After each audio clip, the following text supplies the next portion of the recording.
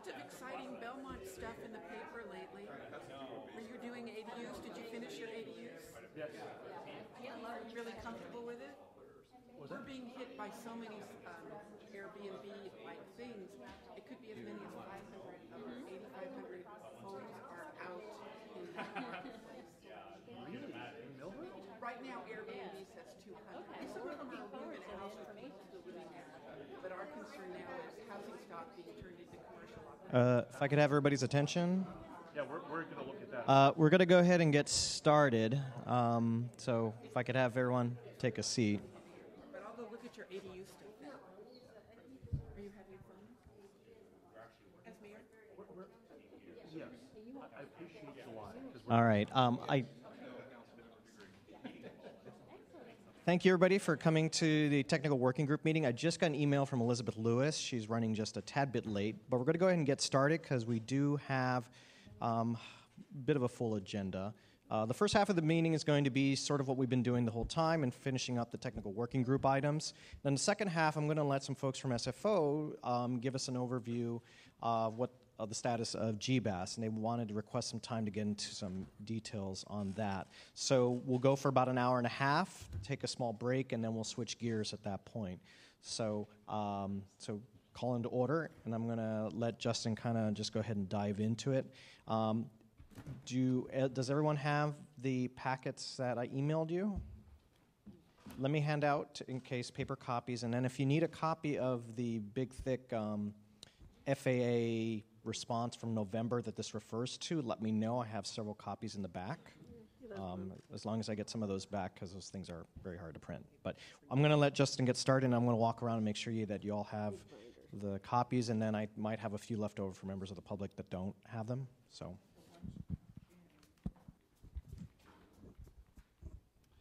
All right. Can everyone hear me? Yep. Okay. So we're going to start today with topic 5, which is near bay daytime operations, runway 10, departures only. This is our last topic, official topic, and then we'll go into eventually miscellaneous topics if we have time today. So the first topic is Say Hey. It's a recommendation that FAA has or will address. I will summarize what was said in the recommendations and the FAA response.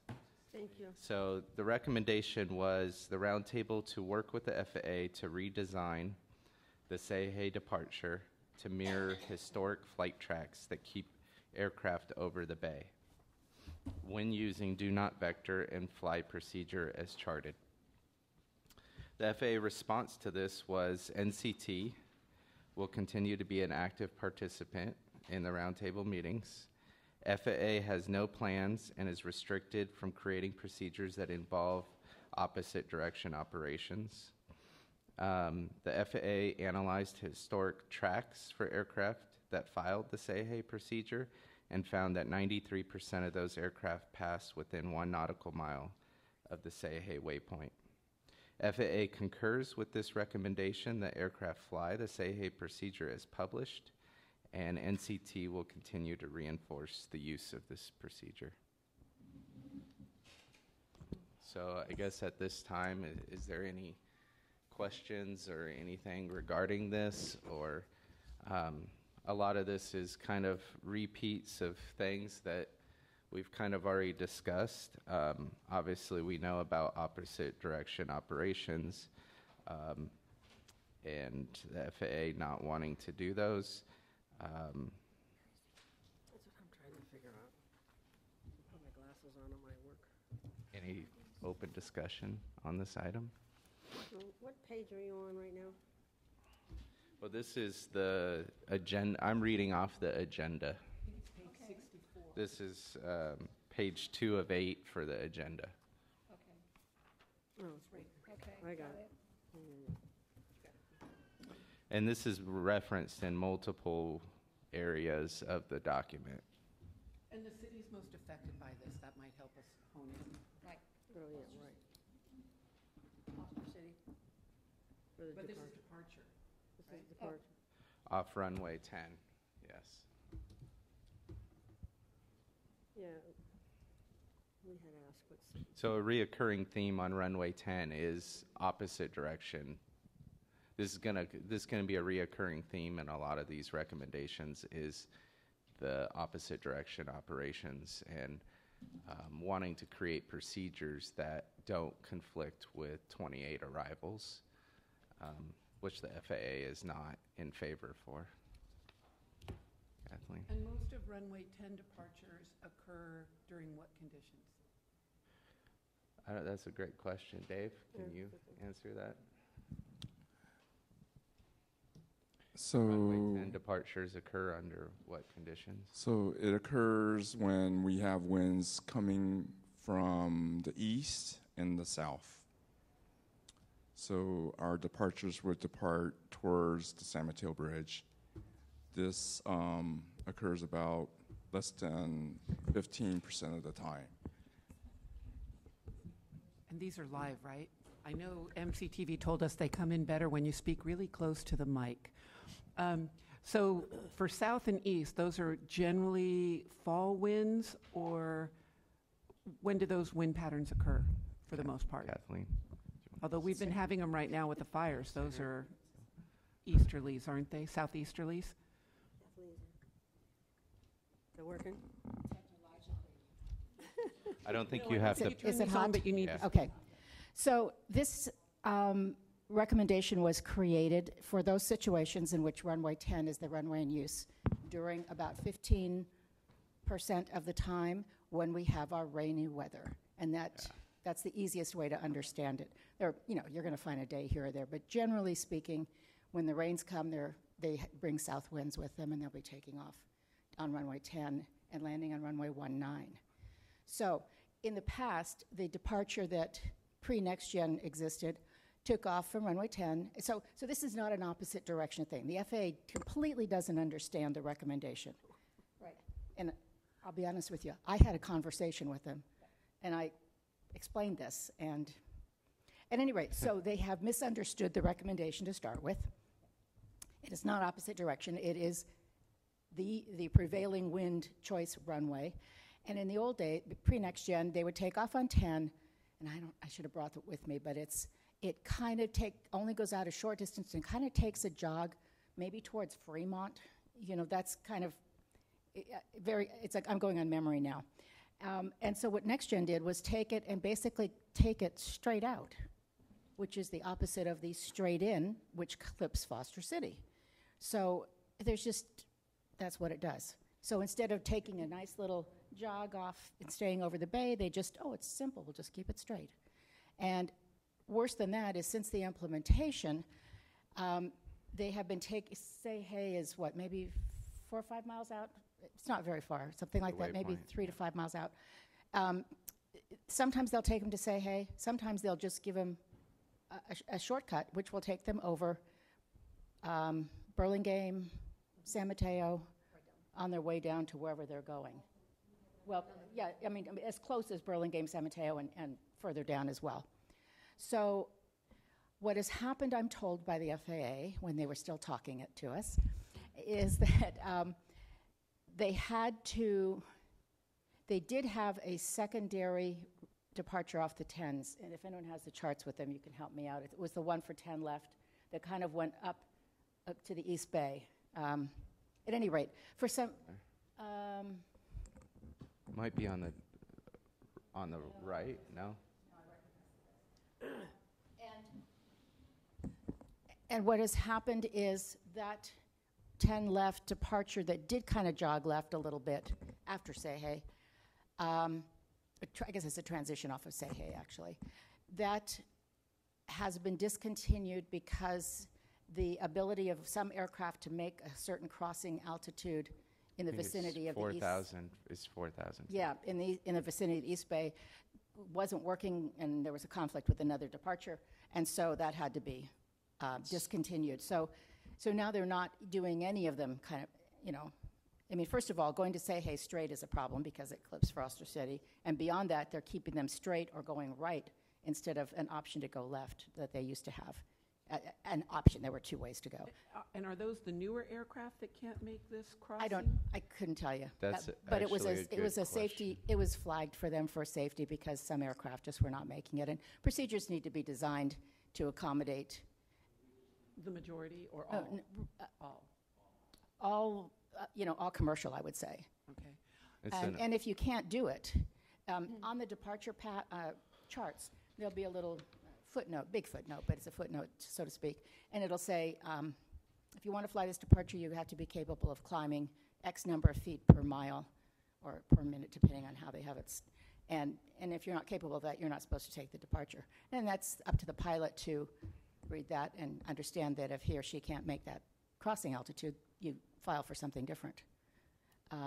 And so, but for whatever reason, it was becoming a safety conflict for the FAA. And as last I heard, they had discontinued that transition that goes sort of over the East Bay. And I don't even know if they're going to replace that because they just think it's I don't know. That's a great think it's question to the ask fog. at a future meeting, though. So, I think that's the fog waypoint that you're talking about. Could and, be. Yeah, I don't have and it I in front think of me. it's Oakland departures coming down.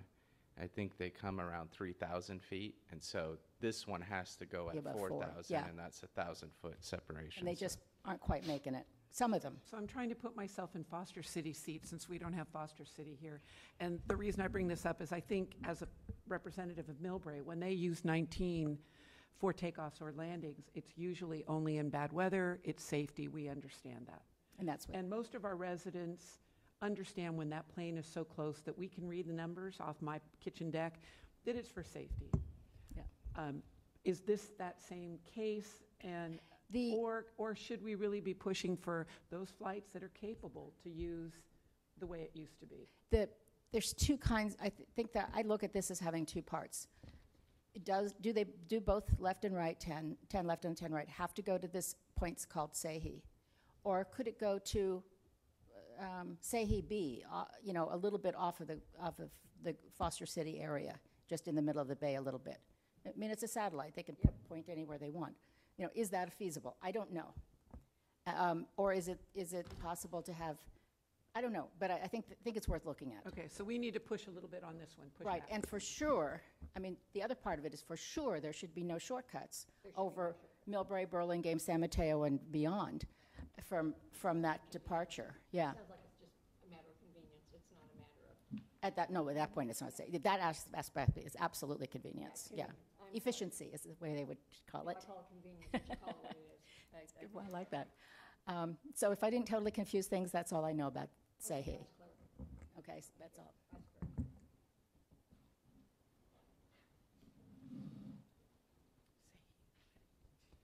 You get rusty with these terms when you're not the regular anymore. Yeah, even when you are the right. So where are we going with that? It's a great question.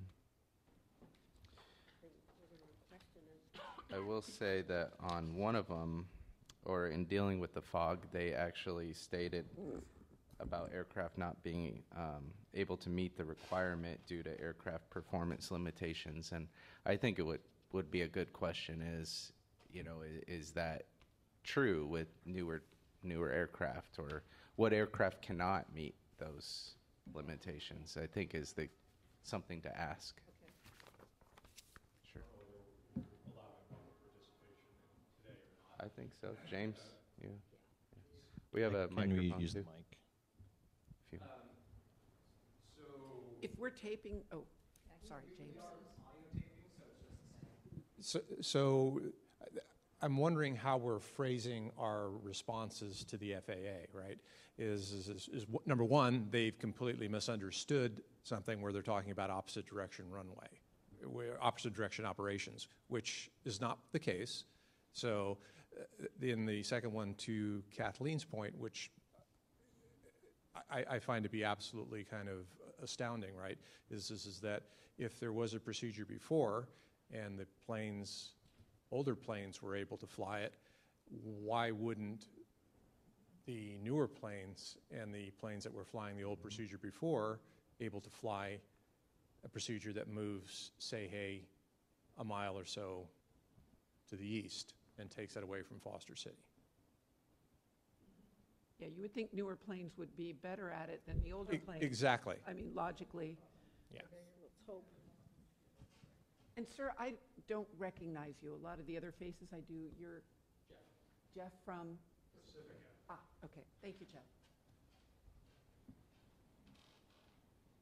So, yeah, we want to be pointed about, I think, what Kathleen noted and what Jeff noted is that the FAA actually misinterpreted.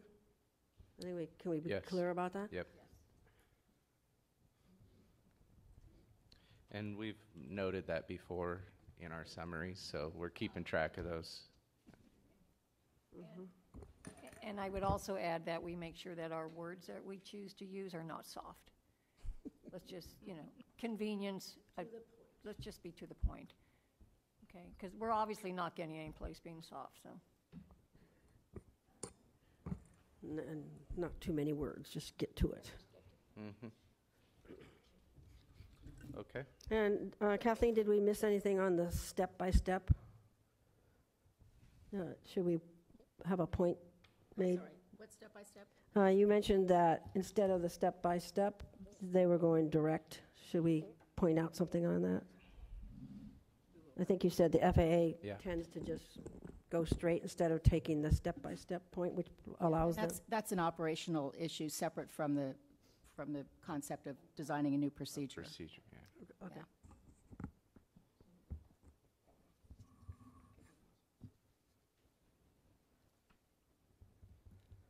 Okay. All right, we'll go on to number 2. Create a new departure procedure. The recommendation was the roundtable provide information to the FAA to assist in a review of options for aircraft to use runway 10 that does not use the same flight path as runway 28 arrivals. Response, NCT will continue to be active in the meetings to provide expertise in seeking solutions. Roundtable will provide information to the FAA to assist in review of options for aircraft to use runway 10 that does not use the same flight path as runway 28. However, FAA has no plans and is restricted from creating procedures that involve opposite direction operations. All the great Yeah, that's kind of responses that you could have. we hear what you're saying, but we're not going to do anything about it because we can't, because we say we can't. Right. And you provide us with the information. You Yeah, tell us. You yeah. tell us what we're not going to do. Right. Okay, so how can we, What can we tell them to do so they can tell us they can't? yeah, they're going to be active in our meetings and provide expert in seeking solutions. What does that mean? Yeah, what exactly does that, their expertise in seeking solutions, when the next thing is they have no plans and they're restricted from creating procedures. So a system review of options. Have we not give them options? Did we not already? I don't believe so. I mean, I don't know historically the context of where this came from to create a new departure procedure. I mean, Okay, I know let's that what see. the process is to do something like that. It's quite extensive. I don't know if the focus should be on, say, like number 1, where you're making alterations to an existing procedure versus creating a new procedure. Something to think Well, they're about. kind of two different things. They are, yeah. Yeah.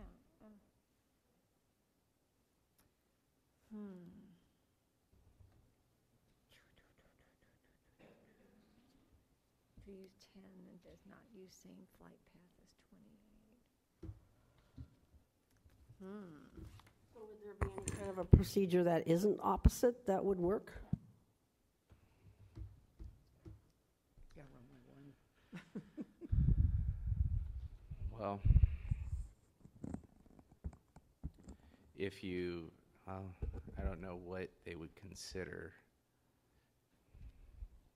I mean, as long as you're having 28 arrivals there, but that's not the case even with number 1, because you could shift over like the Say Hey waypoint and not have it in direct Can we conflict. similarly answer that the same way we answered the one above it? Is it similar, Catherine?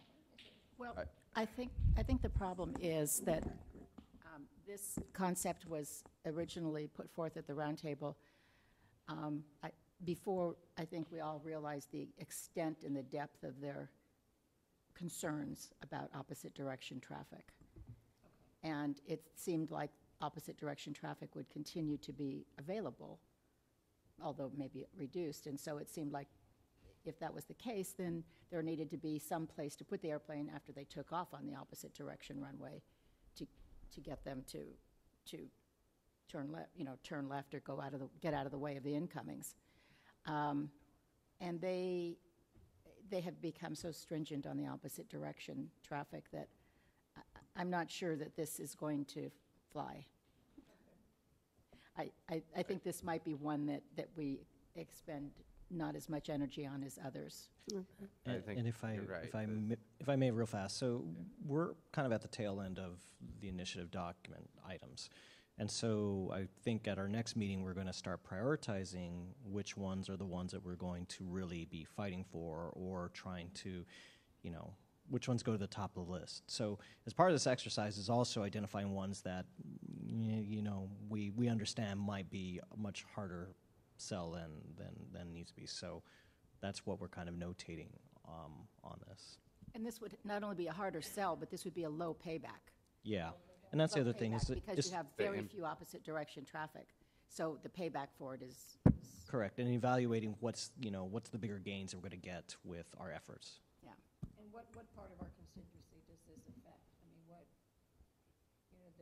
what we hear before is by not addressing this, is there a portion of our peninsula? Anybody under the 2-8 departure straight out to the coast, so San Bruno, Sass City, Daly City, that whole corridor there, top of Pacifica, So gap departures. Yeah. the gap area geographical departures, yeah. Have they always been affected by, okay. Question.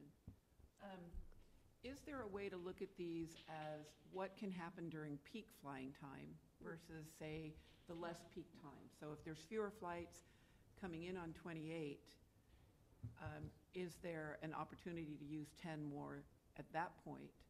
I'm trying to think of a condition where that might be. It might be nighttime flights. It is night. As It would be opposed to nighttime. evening flights or things like that. So the problem, I think we're more resigned to noise during the day when ambient noise is also up, but that horrible 11 to 6 o'clock in the morning cycle, can some of this be looked at as options for people trying to sleep? And that would affect all of our cities. And I don't know if that's the one place where this issue might have greater importance, is the time of day. Actually, you're absolutely right.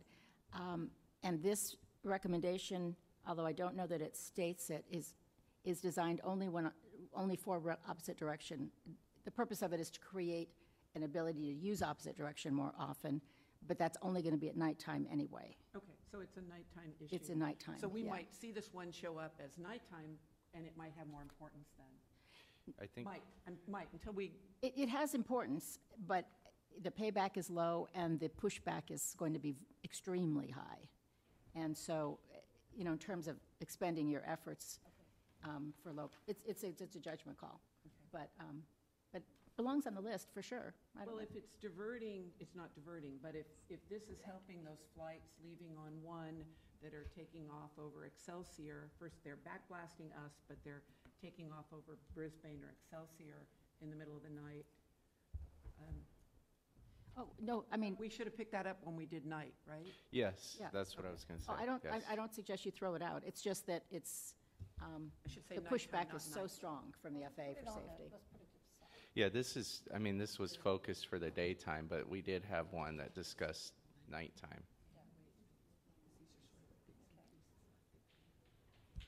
Or at least that you don't think it's focused on the daytime? No, because it talks about 2-8 arrivals and 10 departures, and I can't imagine any other time that would be used except nighttime Right. for ODO, so. But it may not be stated. It might have not been, yeah. Yeah, I don't know, it might be under the Because section. I would have flagged it as putting it in the To nighttime. put it with the nighttime, yeah. It was intended to be such even if some wording got dropped off or whatever. We have one comment from the public. Yeah, my name is Charlie Wambeck from San Francisco. I was just curious. It seems like if they're changing the direction for takeoffs, wouldn't they be changing the direction for landings too? That it just occurred to me. If the wind changes, don't we change landings and takeoffs? Did you get my email? Not in opposite direction operations. I don't think so. I think it's Okay. sequenced accordingly.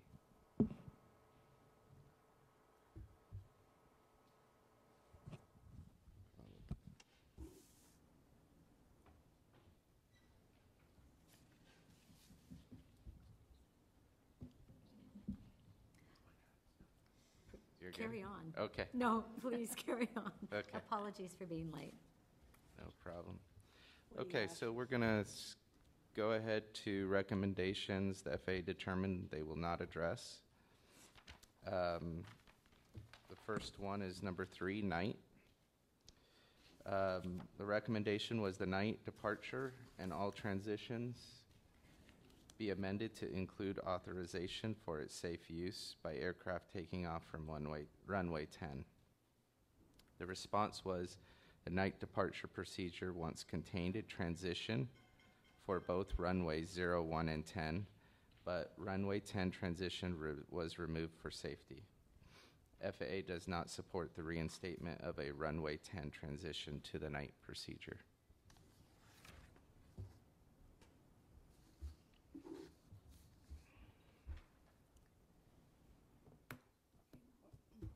And this is similar to the other one with the safety concern.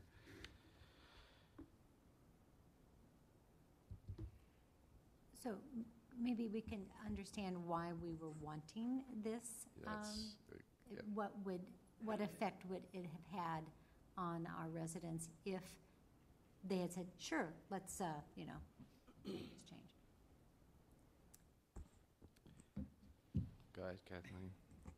Well, we can look at this two ways. That this is a recommendation for a takeoff from runway 10 OD opposite direction, or a takeoff from runway 10 during south flow or southeast flow. If it's a recommendation for opposite direction runway 10 usage with the turn, it's just part and parcel of their same argument that they've made before, which means it would be of some help, but a hard slog. If it's with regard to using it during runway 10 operations, prevailing runway 10 operations during rainy weather, the airplanes are already going down the bay on runway 10, so there would be no need to turn them up the bay to go to night because everything's turned around and they're going actually in a good place to go. It's just the part where they keep them too close to land during that process. But the concept of going down the bay for 10 is great for southeast rainy flow. Makes sense? So just Kathleen, just to follow up what you're saying, but in all practicality, in that rainy weather, it would be implemented, wouldn't it? I mean, they would default to using a down the bay, straight out 10 down the bay for everybody. Yeah, right. That's what they do. Yeah. So I guess this doesn't add anything to that. It doesn't add. So it's not. It wouldn't really be possible to do anyway because they're bringing airplanes in to land on 19. So I mean, it's that if that's what we wanted, that's a that was not. non-starter. So maybe our ask was not as. I think the ask was connected to opposite direction, Yes. but that's just become such a non-player now. A non-starter. Yeah. Okay. All right. Move on. Okay. All right, number 4, 330-degree heading up the bay. NCT used its longstanding noise abatement procedure to vector runway 10 departing aircraft up the bay then vector as needed for routes of flight such as night to GOPS. Response, the night departure procedure once contained a transition for both runways 01 and 10, but runway 10 was removed for safety. FAA does not support the reinstatement of runway 10 transition to the night procedure. A south transition for the night departure procedure for southbound destinations is feasible, but issues of congestion, noise shifting, and flying distance remain, which is also part of one of the action items that we had, where it's going up over the bay to GOPS, where they said that congestion and it's shifting noise. That's so ludicrous. Yeah. Come on, I wish we would push back on that. Yes. Good point. Yes.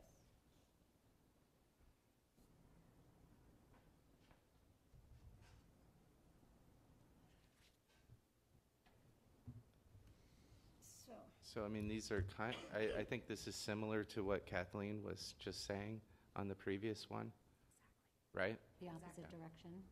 Well, that it's not really getting us anything other, because if you're going out with runway 10 anyways and going down the bay, it's the same as going up and over the bay. I mean, it's still over the bay. Am I right, Kathleen? You think? Yes, the same kind of thing. If this is a recommendation for runway 10 opposite direction, it's not going to go anywhere. If it's a recommendation for runway 10 primary, they're already using the bay, albeit in a eastward manner. So it's a reasonable response. This is, yeah. Yeah, okay, all right. So we stop fighting these three. Yeah, let's take the ones we can. Well, but everything we're dealing with from this point forward are non-starters for FAA, right? So these are all issues that there's ultimate pushback on. Some, at least initial pushback. Yeah. I think that's the whole thing about prioritizing and determining which ones are going to probably have more pushback than others. I mean, opposite directions is going to have a lot of pushback and not a lot of wiggle room, in my opinion. From them. From them. They'll push yes, back. They'll yes. say, we just can't do it. So if none of these we can accomplish, but they're still creating more noise, is there a way to bring this over to an insulation program then? Good point. And maybe this expands the communities that are eligible for insulation and or the type of insulation. So I let's mean, I say, understand we need 10 for safety, great, okay, but there's still effects. So, Can we not end up getting something? yeah, Good- can we get good po- something out of this? Can the well, residents get something? And what it's- communities are affected, actually? Well, I think the ones that we talked about before you got here was, for the most part, Foster City, but I don't know about this westbound over. That could be somebody else. But it could be if they use 10 right, it could also be Burlingame, San Mateo, Belmont, I would imagine. Not Belmont, but maybe Not if they stay on the, Burlingame, San not Mateo. if they stay on the procedure. Okay. Oh, because they're more like short view, okay. Well, they're actually over the bay. And it's coming down that way. Yeah. So Burlingame and Foster City. Foster City, Sort San of. Mateo. And I wasn't around during which cities qualified and which cities took advantage of the insulation program, but maybe that's something that can get moved over to that Yeah. action, or that working area. But that's a good point. We're trying to resolve noise issues. So, I think it's worth looking into, but if I could just remind us all about the standard for the noise insulation is based on CNEL, which is an 65. average of flights 24/7, 365. And these departures off of the 10s only occur about 15% of the time. Yeah. So those will never raise to the level of being an average that would qualify That's for why it. we have to say, I mean, if we had Yeah. the winter we had 2 years ago, and these flights were happening all the time, then we need to look at that too. Maybe it's not happening in the summertime or the whatever time, but it's happening at that time, and that's affecting people's sleep, their work performance, their school performance. But isn't Heathrow looking at new ways of evaluating noise and noise effect on people? Throughout the world, there are a lot of places that are looking at alternatives to what many people perceive as a wildly outdated and ineffectual CNEL or DNL level. And, the fact that it's being discarded in other places is true. So I know I sound like a broken record, but the FAA is working on a study, started in 2015, that was supposed to be finished and published at the end of 2017. And every time I ask, I'm just told that it is still being reviewed by legal and administrative personnel at the FAA. So I'm going to throw this out here based on my old activism level. Depending on who controls the White House depends on what comes out of the studies. And maybe this is something we need to keep high on the work plan and see if we can partner with other airport regions for doing our own study. Because we most definitely could get different results. And I just want to add that any of the noise insulation program, that would be through the airport. And not the FAA. So that would be a different battle to fight. Yeah. And I also want to make sure that we don't, and I totally agree with what you're saying, Ann, but I want to make sure that we don't broaden that program so much that we take away from what we currently know we have, and we want to make sure that they get what they need right now, because some of them have failed. So I want to make sure that they not only revisit them, that they also bring in the new ones that are absolutely. So if we broaden this too much, I don't want us to get out there and not that I don't think that but right now I think we need to.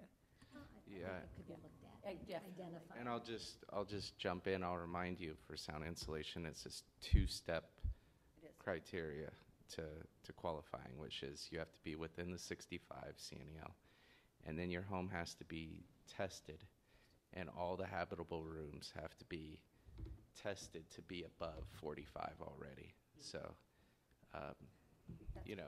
and as you go out in the contour, sometimes that's harder and harder to achieve. So who comes up with that determination? I mean, that's FAA. And that's where we need to push back, and that's what, to Kathleen's point, is being revisited as Wait a minute, so the FAA creates the criteria that the airport has to, Oh, yes, okay, yes. Yeah, because the FAA is funding the sound insulation program. but it's monitored, it's managed. Not fully funded, right? There's a Yeah. percentage the airport is Right. paying for, and I forget the exact. We just invite No, them on a because I field thought trip. Ivar was talking about, 80-20? Something Thank you. different. Just before the public, as someone who has been remodeling a house within the 65 decibel, I insulate every nook and cranny. Yeah. It's not required by code. I'm doing it. I'm doing it for local noise as well as anything else. And I constantly would call the airport before I was a council person saying, well, what could I do? What windows should I get? And I know we're always afraid because we're elected officials, if we do something, then we've sort of set precedent. But helpful guidelines. There are a lot of people remodeling their homes right now that the extra $100 or $1,000 to insulate your home to make it a better home, they're going to do it. I did it. I spent the money. So maybe it's not part of the FAA report. It's not part of there. But if we had guidelines that could help residents what to choose. Believe it or not, it was complicated. This window over that window. And I don't want to build to 19 or 2018 standards. I want 2025 standards, if they exist. That kind of thing. Yeah. So that's more of a customer service thing that I don't think we're concerned about, right, but we could look at. Yeah, one of the things that we can't do as a body is to recommend certain brands or vendors, but in a broad way, we could educate and set some, if you're remodeling, make sure that you look into da-da-da-da-da. But okay, so to that point, maybe we could find a way to partner with the airport to help offset some of those costs. You mean the Roundtable board? Well, Roundtable not has no us, money. but no, I'm not talking about us. mean like as a toilet rebate but program? yeah, actually make the recommendation or make the suggestion to the airport that they partner with the community in a way that says, hey, you're doing remodeling. If you're already doing it, we might be able to help you upgrade it. I'd just make a suggestion that they could approach the cities. Are there guidelines already like that, or that you guys provide? No. Cap and trade funds for Well, that. put it on your notes, okay? I don't see you writing. Write it on your notes. Thank you. He did write it. I'm He did. kidding. I'm just He did harassing. write it. Could you just clarify? No, go ahead, Doug. Could you clarify how much FAA contributes to these local sound installation programs? Is it It's a like substantial amount? 80/20. It's 80%. 80% It can on fluctuate average. a little yeah. bit. Like Okay. sometimes it can be a little like 82%, but it's around an 80-20 split across the country. And all, With grant funds that are predetermined on a yearly basis before an airport goes and even petitions to have access to those funds. That's determined. And it's set up for your certain region in your area. So for California, you will be competing with all other California airports for that same pot of money to do those sound insulation projects. But it's 80%. And that's funded not by the taxpayer dollars, by taxes on PFCs, which are paid for by the flying passenger public. facility charge. Passenger But facility yeah, the charge. charge. So it's not, sorry, it's not Yes. your, it's a passenger Right, tax. of It's course, not of everybody, the non-flying Yes. public tax, who pays for it. Well, it's Based a on- user fee in some way. Yeah. People who use it pay it. Are we ready to take some public comments? I see Charlie and then this gentleman here. Charlie? I just wanted to mention something about insulation. I have a friend who has quite a bit of property in San Bruno, and he said when they insulated his place years and years ago, they didn't even take out the patio door. They just put another one in front of it, and he said he had two crappy doors instead of one. So, you know, and we just insulated the back of our house. We put all brand-new windows in, and we put a double window in our bedroom. The only other thing I can do is just put another roof on top of my house and put big, you know, insulation in there. And then, you know, when we have breakfast and stuff like that, I can't keep the back door open. It doesn't keep the planes from coming over. Insulation does not stop the planes, okay? And so, and there's such a small area that probably would qualify for insulation. You know, I don't know if it's even worth it. You know, you might not get it. You might not get good stuff in the first place. But you know, not being able to open your window, you can have all the insulated windows you want. If you can't open them ever because of the planes coming over, what difference does it make? And Jeff, you want to make a comment? So I think we also have to look at potentially playing the long game here. I think it's 2022 or 2023. SFO is going to become a slot-restricted airport. And that means that the airlines will be bidding for slots in landing. I don't know who makes the rules, the airport commission on that, but that's definitely airport revenue. And looking to direct that at noise mitigation or insulation, that additional funding might be something the Roundtable might want to consider. Okay, that's interesting. Lucy? Yeah. So just to, Oh, really quick, sorry. Not AB, cap and trade funds, California cap and trade funds, because insulation is also an energy remediation tool. That could be an additional source. It's not a lot of money, but, you know, nothing ventured, nothing gained, and we would probably need to speak with our assemblyman and senator and make sure that it's an issue that's on their radar. so, you know, if you have to jump through a bunch of hoops to qualify for the 65 decibel threshold, and if in fact you're competing statewide for these funds, I assume there's more demand than supply. So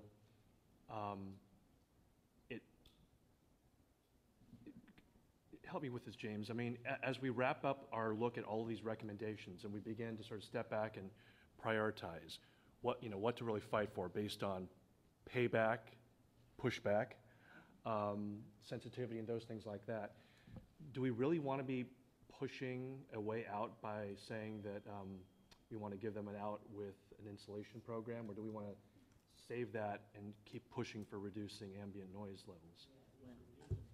understand what you're saying, because the next gen, created a lot more noise that reaches far and away beyond the noise contours.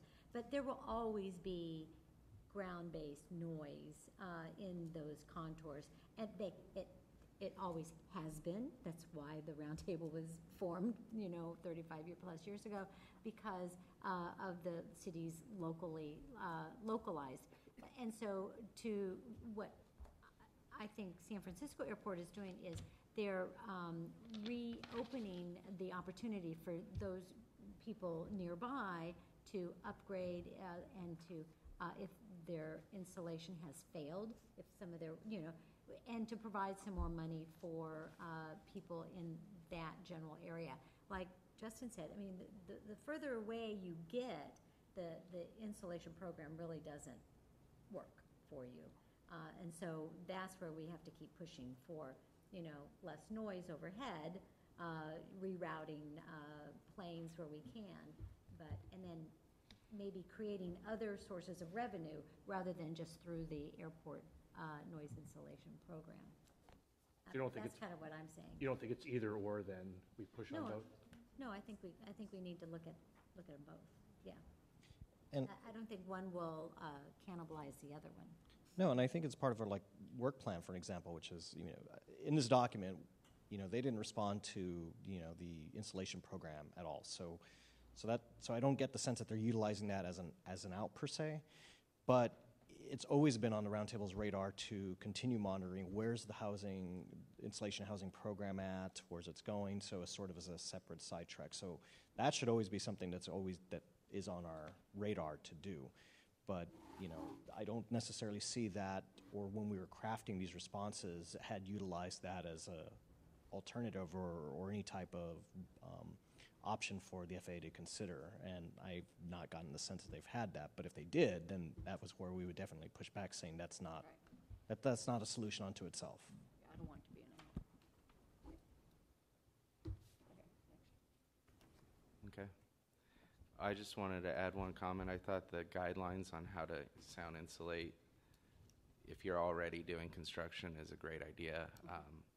I actually just got a call, it was probably a month ago, from Long Beach Airport, and they had a lady who's under the departure path who was doing upgrades or remodeling her home, wanted to sound insulate it, and didn't know what to do.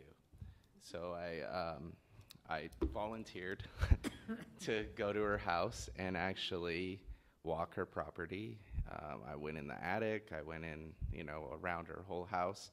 She was planning on insulating her attic. It was already insulated. She was going to add insulation to it, so I explained that that's not going to get you the best bang for your buck.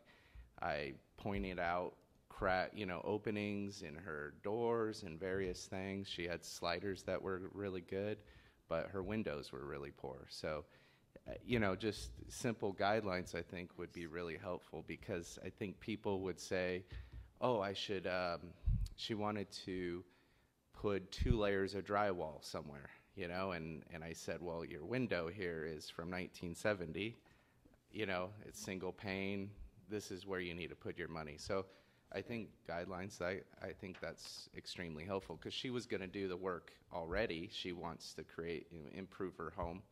So. And it could be that the professionals working in the energy conservation field have a lot of it for us, but now it's adding those 2 specialty areas. It's not just heat, it's also noise. Right. And I'll tell you, from my house, which has stucco walls, the last thing that I need to do in my house is to insulate the stucco walls, which means drilling into my beautiful plaster. So I have held off. But the debate was replace a single pane window or do that. Right. The energy bang for the buck is do the walls. The noise bang for the buck is do the window. So there's a little difference in there. Yep. And then if you're in a historic property, you've got a few other That's a separate hoops. problem, yeah.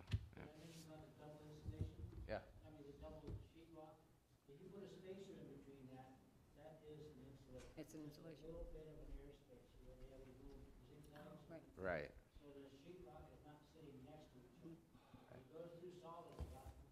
Right. It's alternating different materials helps, yes. Yep. Nice. Good suggestions. Okay, Okay. Next one. Are we Think we ready can for a move on? break? Is that, or did you? Or do we, James, what are we at right now? Are we on 2 the o'clock? GBAS? We're about to do GBAS? Well, we have 2 more items if we. do you want Yeah, to we've get gone to- by a little bit fast here, so we're still waiting for the 2 other individuals to do the GBAS presentation. So they were going to come closer to 2:30 or so. So I think we could start working on those other items before we. Well, we have hand it over. two more, I think. Yeah, 2 more before we go to those other items, but we could just move on from there, right, and until they come? Okay. So the next one is the fog. This was somewhat discussed already, but the recommendation is when weather conditions dictate use runway 10, we will encourage the use of fog as published and not vector off the procedure. The response, the fog departure has a high climb gradient requiring aircraft to cross the fog waypoint at 4,000 feet. MSL, Oak arrivals pass underneath at 3,000. There is no room for air, minimum separation of 1,000 feet. Many aircraft have been unable to meet this requirement, primarily due to aircraft performance limitations. Therefore, this has led the fog departure to be unused for safety.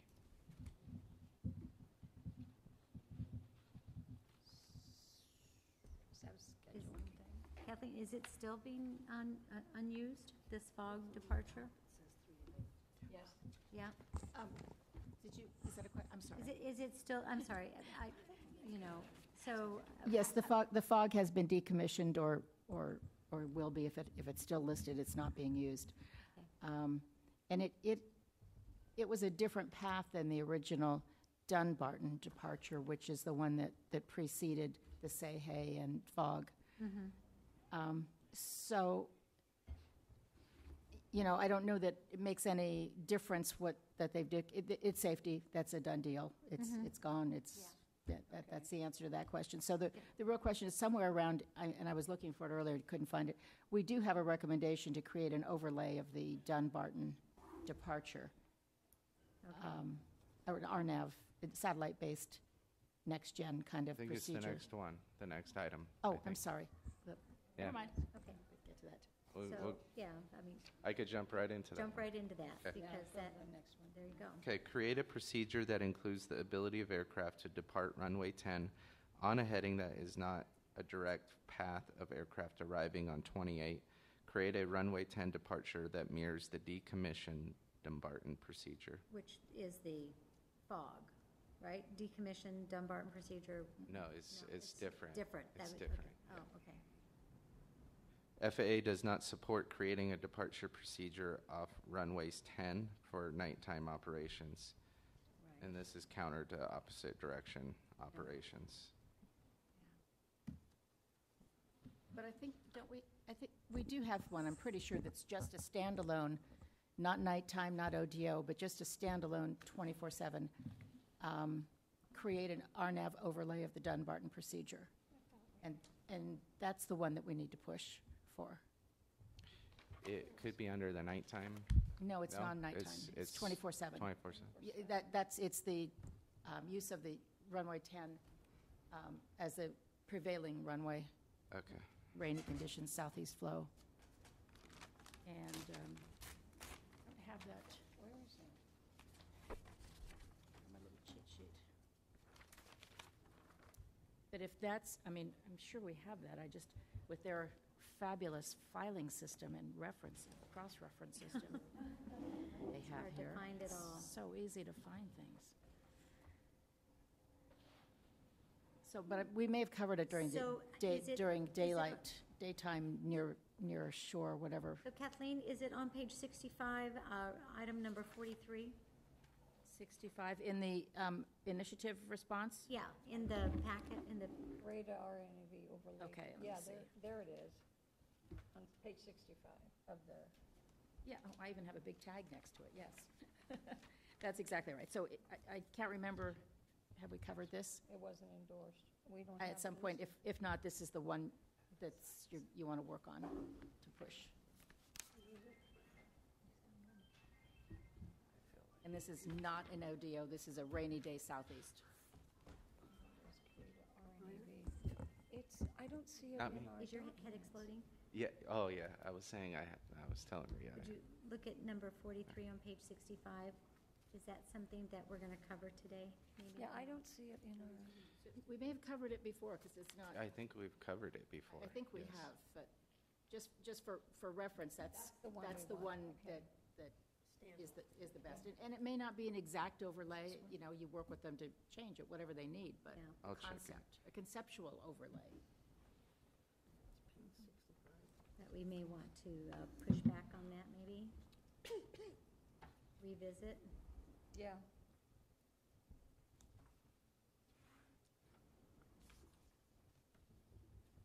And what kind of priority do you think this is? I mean, what are the benefits to this? We need to talk about that. Yes. Because, I don't know, I don't see what we have here.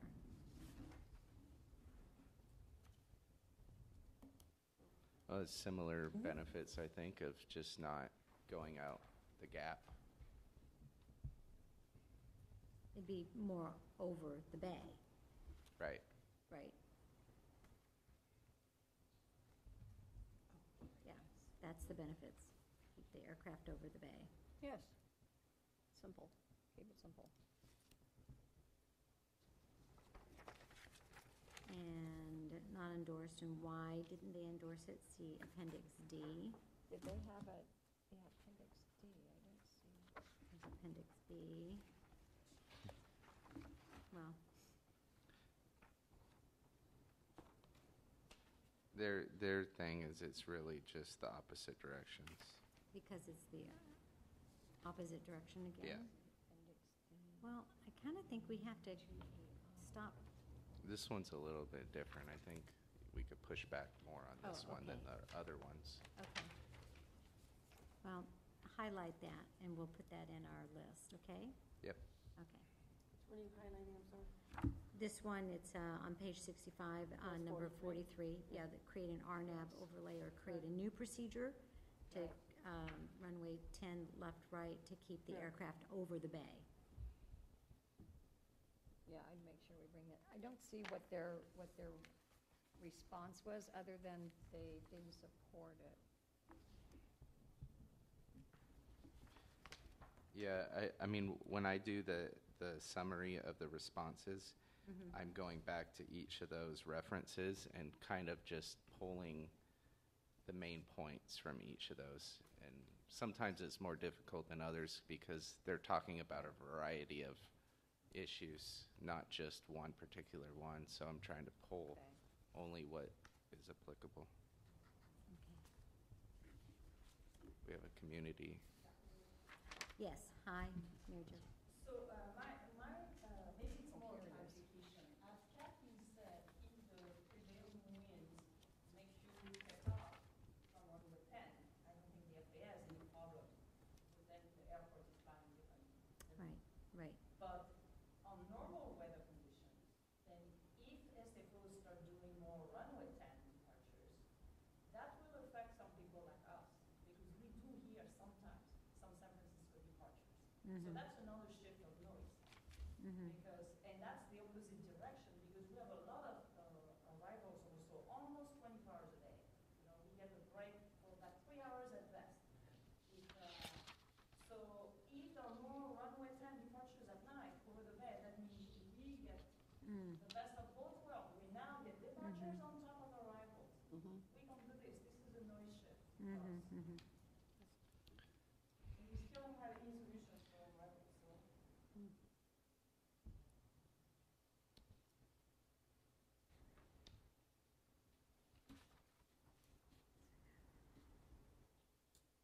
So what do we do with this? Well, so to try to reduce noise for our residents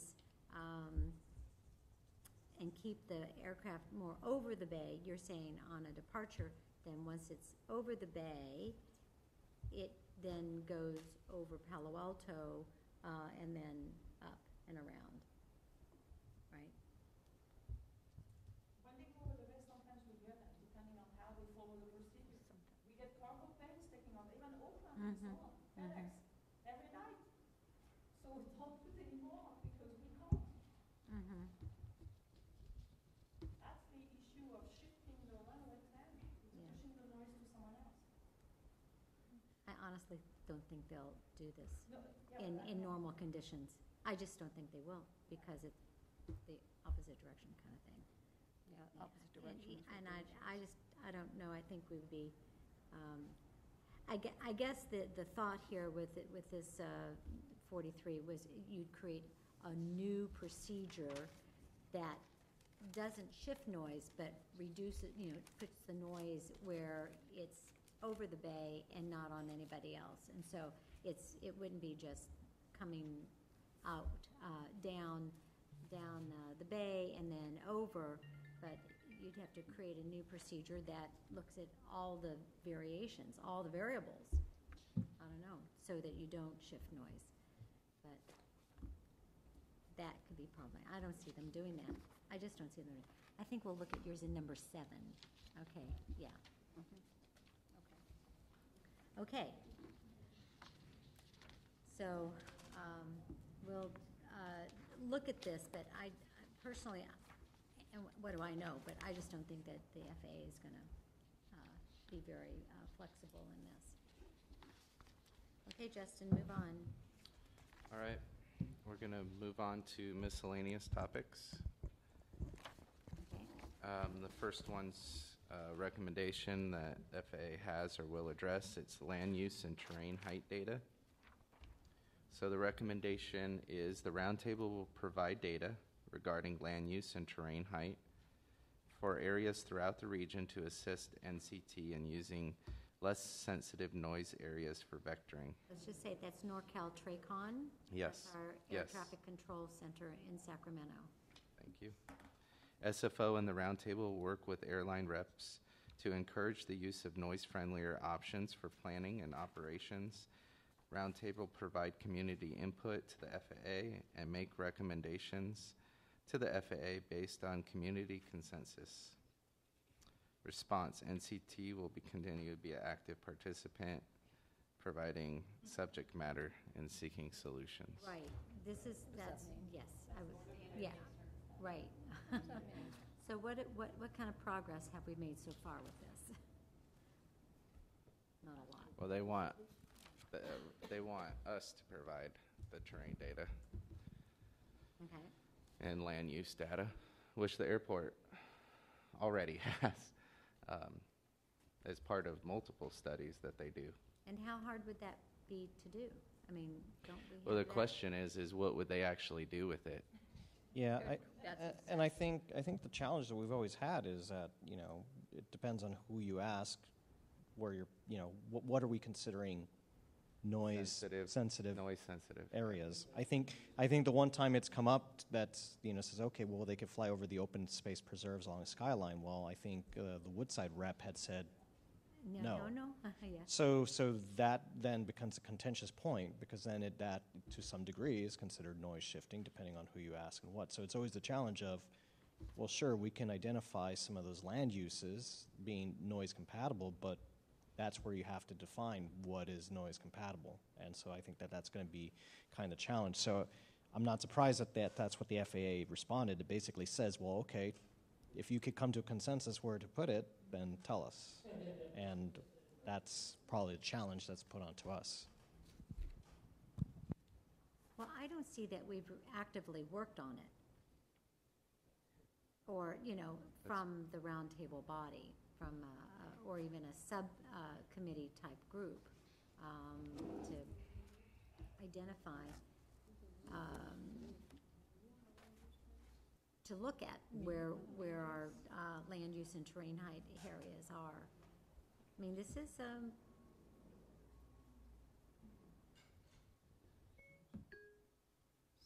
Another land use committee? we don't have a land use committee. The county does, doesn't it? Airport land use? Oh, yeah, but that's. That's different. Yeah, that's the That have certain- CLUP. that's- Yeah, that's the. buildings within yeah, certain in the, contours. close Yeah. by, yeah, yeah. Well, we do as far as San Carlos, and South City and Brisbane. It all depends on the contours, but that's usually So building you and don't, building they height. don't cover this kind of stuff? No, Yeah, no, no, and that's not what this proximity is to talking schools and about. public gathering places, so. What exactly are we being asked? What are we saying we're going to do here? What are we asked to do? I mean, what are we saying that we're going to do here? Roundtable will provide data regarding land use and terrain height for areas throughout the region. Where do we get that information? I think we were talking about where there's no people. Can I give you, for example, let's Yeah. say, sorry, Pacifica, it's gonna come down the middle of the peninsula. So it comes over the lakes, Right. and it stays on the lakes, and then just before Woodside, there's this little gap that doesn't have San Gregorio or, Half Moon so Bay or- something in yeah. there, and they can suddenly shoot it out to the ocean. If that existed, and as a geographer, I'm kind of curious, if that existed, that could be done. I'm not sure that that exists, but, and then, of course, we're looking very human-centric. We're not looking at endangered species or whatever else. They are endangered, humans. You know, I mean, you have to go over somebody else To get to that, that's it. Yeah, Most likely. exactly. Although, until you map it out, until you actually see if between, and I'm losing all my geography, between San Gregorio and the place that has the great restaurant that begins with a P. La Honda? Um, Pescadero. Yeah, Pescadero. Pescadero, maybe there's a little place in there that would shoot it off before it hit Woodside, Portola Valley, Palo Alto. And maybe that's what they're looking for, that mapping data. And maybe at Pescadero, it's that's only kinda at 150 finite. feet above sea level, and by then the airplane's at 6,000 feet. You kind of have to, Do we really? it's a fun geographical question. Is But that something we would, that, Did we ask for this, or did they? I think we did. we offered it? We I don't think offered it was up. Pacifica. Or at least not your people, right? Because canyons do another thing. Every time there's Yeah, a that's canyon, what- sound that's does. what came up. We- I don't know, see, I it's think a this really is interesting pretty project. wild. So Elizabeth, This yeah, is pretty wild. yeah. Yeah. Elizabeth, I Roundtable, see the intentions, Yeah. but yeah. The intention was kind of altruistic or good, but it's so just Elizabeth, if- impossible. yeah, if I can Yes. say, yeah, I kind of understand emotionally where this is going, but as a roundtable, I'm looking at, right now, we need to deal with what is. And this is like a huge another study out here that Yeah, we would, Yeah. put it, right now, I'm frustrated at not getting anything accomplished, and we are, don't misunderstand what I'm saying, but they don't believe we are, I'm sure, because they're living with it every day. But I really want to work, I think, more and put our intentions more on what Yeah. the issues we have in front of us. And yet, I get this could be a hobby for somebody who maybe wanted to go out there. No, It's just not there. Berkeley, do we have sound, do they have a sound program in their engineering or their environmental engineering program? This is a There you go. great program. It might even be a good research project for NASA. The one outcome could be, if it says that there is really no way to shoot down the peninsula, the outcome is go over the ocean. Yes, that's So good. there could Okay. be something positive out of this. If, and this is stretching us, at least in my couple of years, I haven't seen this, but if we could find a couple of professors and a funding supply, Yeah. we could Okay. outsource it. Mary Jo? So the FAA has the terrain data. Yes. You don't need to worry about that. Yeah. They have don't it. use it Yeah, necessarily. yeah, yeah. I think what they're maybe interested in, as what Justin said, is they would like to know the compatible land use. Yeah. So cities do Yeah, know, yeah, right? exactly. Yeah. So I just want to put this all in perspective, because the roundtable in our initiative response to them asked for this, offered this up as an idea, and their response is perfect. It says that NorCal TRACON will continue to be an active participant and work with us, providing, expertise as to what, so that's all we can do with this. We're not going to provide this stuff. I don't know how this really even got, I think we need to If- stop this, yes? If I may, just for a point of clarification, because I went all the way back to what our response, it was under the topics of Mid-Peninsula and vectoring. So I think that this was in terms of trying to help them give them data to maybe better inform better places to vector. vector. And I think that's what it was tied to, but not that it changes any of the conversation we have, but just Right. for clarification, that's kind of where it came from on why we threw it out there. Yeah, okay, all right. Yes, there was one other, we have some new members of the public that have arrived. Thank you for coming. They are with SFO. They'll be doing the second part with the GBAS. Got it. They looked kind of official. I just wanted to, figure out who they were. I'd like to know who's in our meetings here or there. Okay, good. Okay. I think our biggest task is to get some people from NorCal TRACON to actually start coming to our meetings and do this. Familiarize themselves. Do you know who's coming to the Oakland meeting on next Wednesday? No, the head, Dennis, what's his name? Dennis Roberts. Yeah. I can't go because I've got a council meeting that night, but yeah. The FAA Regional Administrator, Dennis Roberts, will attend the July meeting of the Oakland Forum. And I've got their questions and stuff. So I haven't heard back from Maurice. Anyway, that's off topic. Let's just continue on this so that we can get to our next one, okay? Okay. Next. Similar, noise models. Roundtable is available to provide community input to the FAA with the use of modeling and other tools to determine the effects of noise-friendlier departure paths. What is that? And they'll, react to you know what the response is. Okay. They'll Well, that's participate. good. It's similar to the first one. It's further analysis, further studies that can be done to provide more data to the FAA. At least we have their own words. Data. Words on paper. Pilot outreach. Only if they're followed up. Sure, pilot outreach program.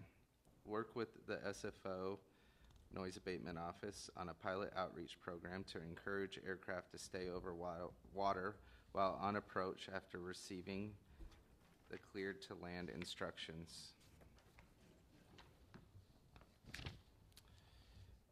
Responses. They reference noise-friendlier approach responses. When weather conditions and equipment crew capabilities allow, the recommended approaches are used to the extent feasible. This is a pilot position? Well, I Wasn't think a our- very particular, No. detailed response. No, yeah. but I think our noise abatement office is doing it. It's part of the Fly Quiet program. Okay. And we have a Okay, carrot, so- right? We give awards out for airlines that do this. Mm-hmm. Okay, so I'm sorry. Do we I'm need sorry, to I need reevaluate some. them? The I- awards I- and the rankings and things, or maybe we give out The outreach. the lemon, the lemon award. Yeah,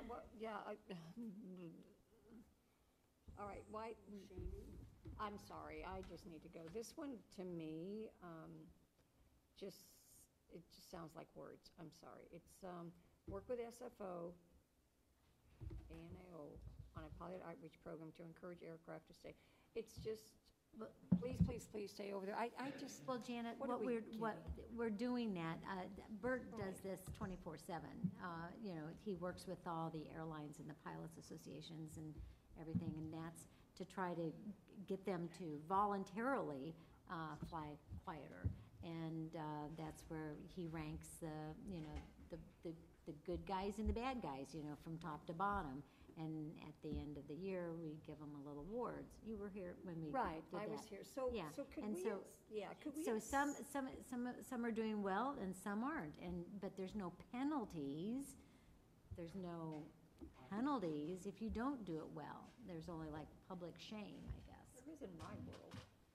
There's not a, that's what I was saying, I think we were talking about reevaluating it as to maybe make it more public so that the public at large realizes that there is this focus on airlines being responsive to people, and so reevaluate our outreach and also how we publicize it. Because a lot of times we publicize it and you come here and it's just a little few people. I think it should go out to the community at large so they're aware that noise is an issue, and these companies, some show that they care and some show that they don't. That's it right there. That's it right there. Let's advertise. We celebrate the ones who care, and then Really we don't celebrate. advertise or we don't expose the ones we could, I don't know how we do it. When I use the word we, it's very Well, subjective. How do we say these airlines care and these don't? To do that, as a roundtable body, we would have to create a little subcommittee to kind of come up with some recommendations to bring on how you want to see this program changed or expanded upon. Work with Bert to know what his limitations are, bring it back to the roundtable body, and then we'll discuss it and vote on it. We just can't say, well, somebody's got to do it, Well, no, I or agree with make that. Bert do it. So if we're really serious about this, we'll put this on our priority list and we'll discuss it. But, we're not going to come up with a solution here now. But if that's something that and then is there going to be a budget for it? I mean, to do public outreach, or you have to then, you just have to figure all that out as a group. But it might be as simple as each city, that we have a heads up, and then each city send it out on their, like, next door or whatever, to beef up some It has to be understanding. coordinated. It would have to be coordinated. Well, maybe we could bring it up at our next full meeting and say, who would like to participate in this? And, because I really think the more we do something to expose, we're going to celebrate the good. I really respect that. I think that's really great. But I think we also need to expose. You're into shaming. I'm sorry. Okay. Politely shaming. Let me give you three things. One, as someone who worked on greening corporations, all of the airlines have their greening or their sustainability report. And the way to institutionalize it is to get it into the contracts, so SFO's contracts with these airlines. This is long range. I'm not saying it would happen immediately. It's also to get it in the performance standards of pilots. So how many of their flights are not vectored? How many of their flights are whatever the criteria are? It is 30 years of trying to get corporations to recycle. It comes and goes. Even though it's law now, it still comes and goes. You've got to get it in performance targets. And that's the only way. These are good ideas, and we would have to, kind of flesh them all out and then bring them back. Okay? We're on. Let's move on. So Justin and I were just mentioning this might be a good stopping point before Are we going. finished? No, we're almost. Or Well, we have we have a lot more. 5 more. But don't we want to finish it before we get to our GBAS thing? I don't know how long that. I think they were going to be about 45 minutes. Does that sound about right? Okay. It was a big agenda. We were moving along, but now We we could- kind of. I should have stayed away. It's summer recess time. That might have been the most I'm- important thing we did. I'm okay with going, or Let's do one more, then Okay. take a short break so we can switch presentations, and then we'll have them start. Okay. I know. And then what we don't cover, we'll put off to the next round? Good, unless we have more time, but yeah, sounds good. Okay, number 2, hush. Recommendation, encourage use of hush and reduce vectors off of hush departure for the same reasons as night. It's quite a bit of data here, but so I'll try to go through it. The requirement for aircraft to remain on night hush departure procedures as much as operational feasible was added to the NCT's standard operating procedures in February 2017. May 2017 data reveals 70% of hush aircraft passed within 1 nautical mile of the night waypoint. In July 2015, it was 68% compliance. NCT will continue to reinforce the use of this procedure. After February 2017 update to the standard operating procedure, there has been a trade-off. The capacity limitations of the departure corridor, which contain both night and hush procedures, remains unchanged. Therefore, in order for aircraft on the night and hush procedures to remain on their respective procedure until the night waypoint, while also maintaining the required minimum separation, ATC must delay aircraft on the ground prior to departure. June 2017 showed 103 reportable delays at SFO Oakland, and June 2016 showed 1 reportable delay. Reportable delay is 15 minutes or more.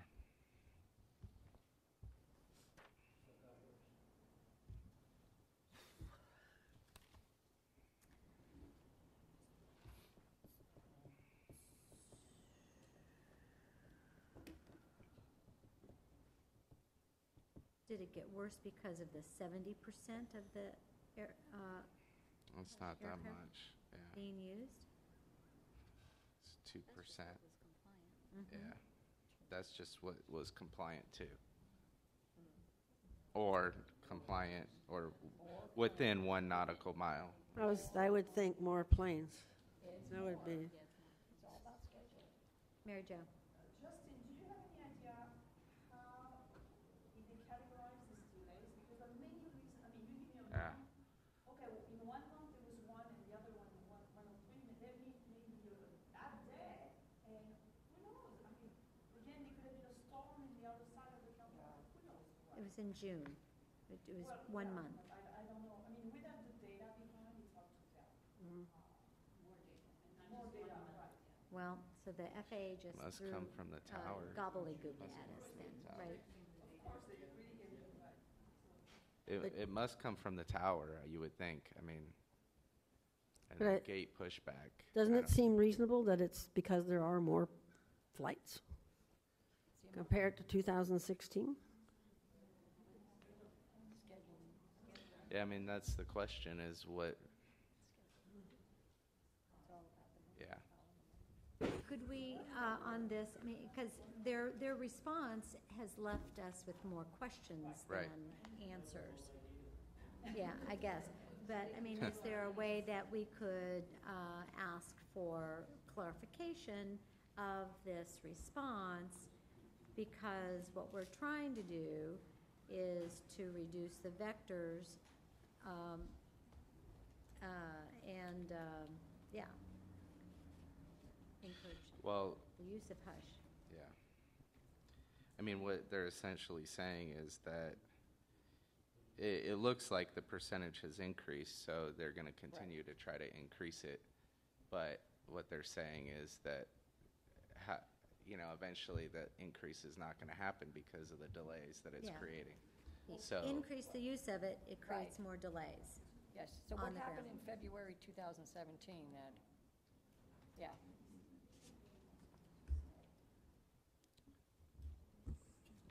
Okay? I attended a community meeting a couple of weeks ago, mainly Burlingame and Hillsborough people, and on ground-based noise.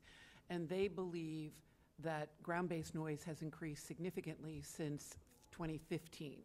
And I couldn't think of any changes that had happened in 2015 other than the increase of flights that might increase ground-based noise.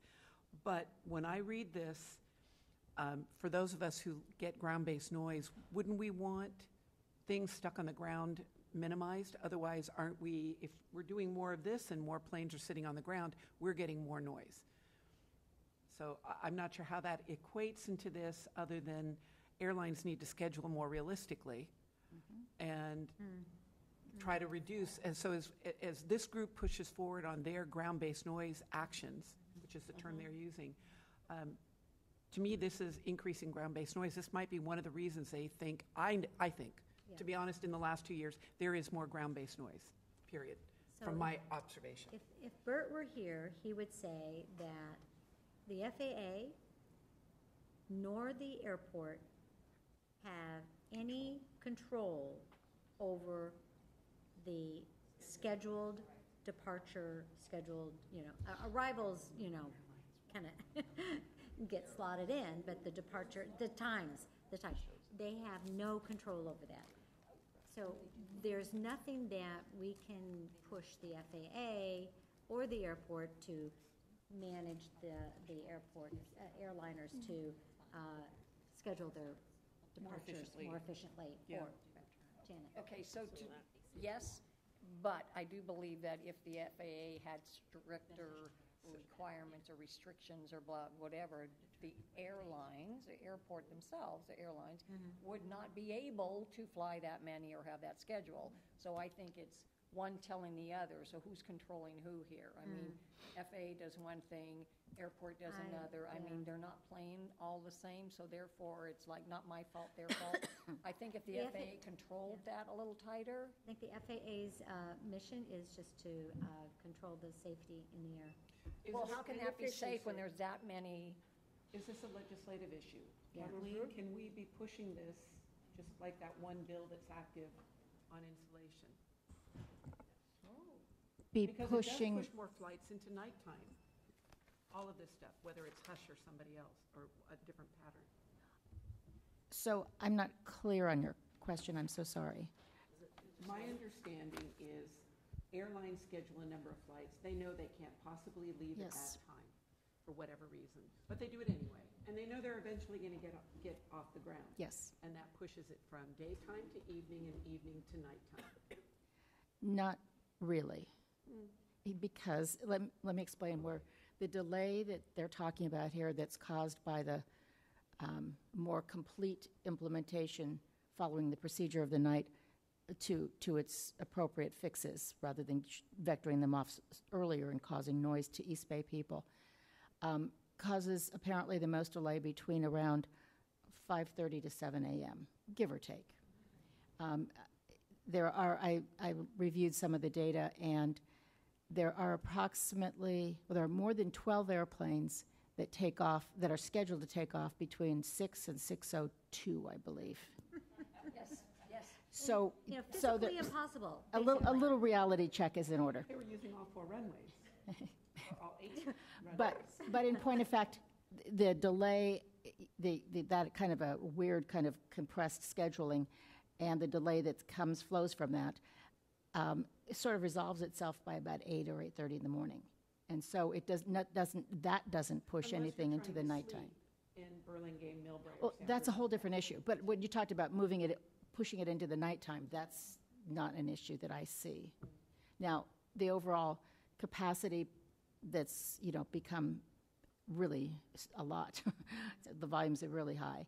And when we have our bad weather, that does delay throughout the day, of course, and that does push some of the 9 and 10 o'clock departures into what we would like to call the nighttime hours. But that's different than what you're talking about here, which is the nighttime morning departures following the nighttime. It's called the night, but it goes on till 7 a.m. Yeah. So I have a quick clarification from the airport.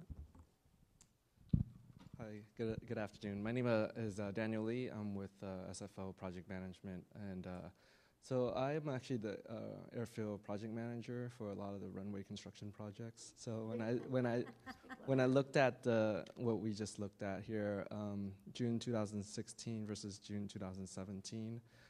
2017 was the year that we did the runway overlay project. And we had basically the runway closed 7 weekends, starting from March into June. That's right. As well as nighttime closures throughout, pretty much on a nightly basis. We loved it. So there's a... It's quieter. Great. Well, I liked it too, except that, it's stressful for me when there's a lot of people working out there. But this is exactly, part of the reasons why I think that number is high is because of that. But it may be worthwhile to take a look at what the numbers are kind of throughout the year, or even compare it from this year to next year, or from last year to this year, or 2016 and 2018. I don't know. That might be something else to look at. Well, unfortunately, the FAA decided not to look at it like that. very good point. Thank you for refreshing our memory. And while you're on the floor about construction, what is you building a new terminal there, right?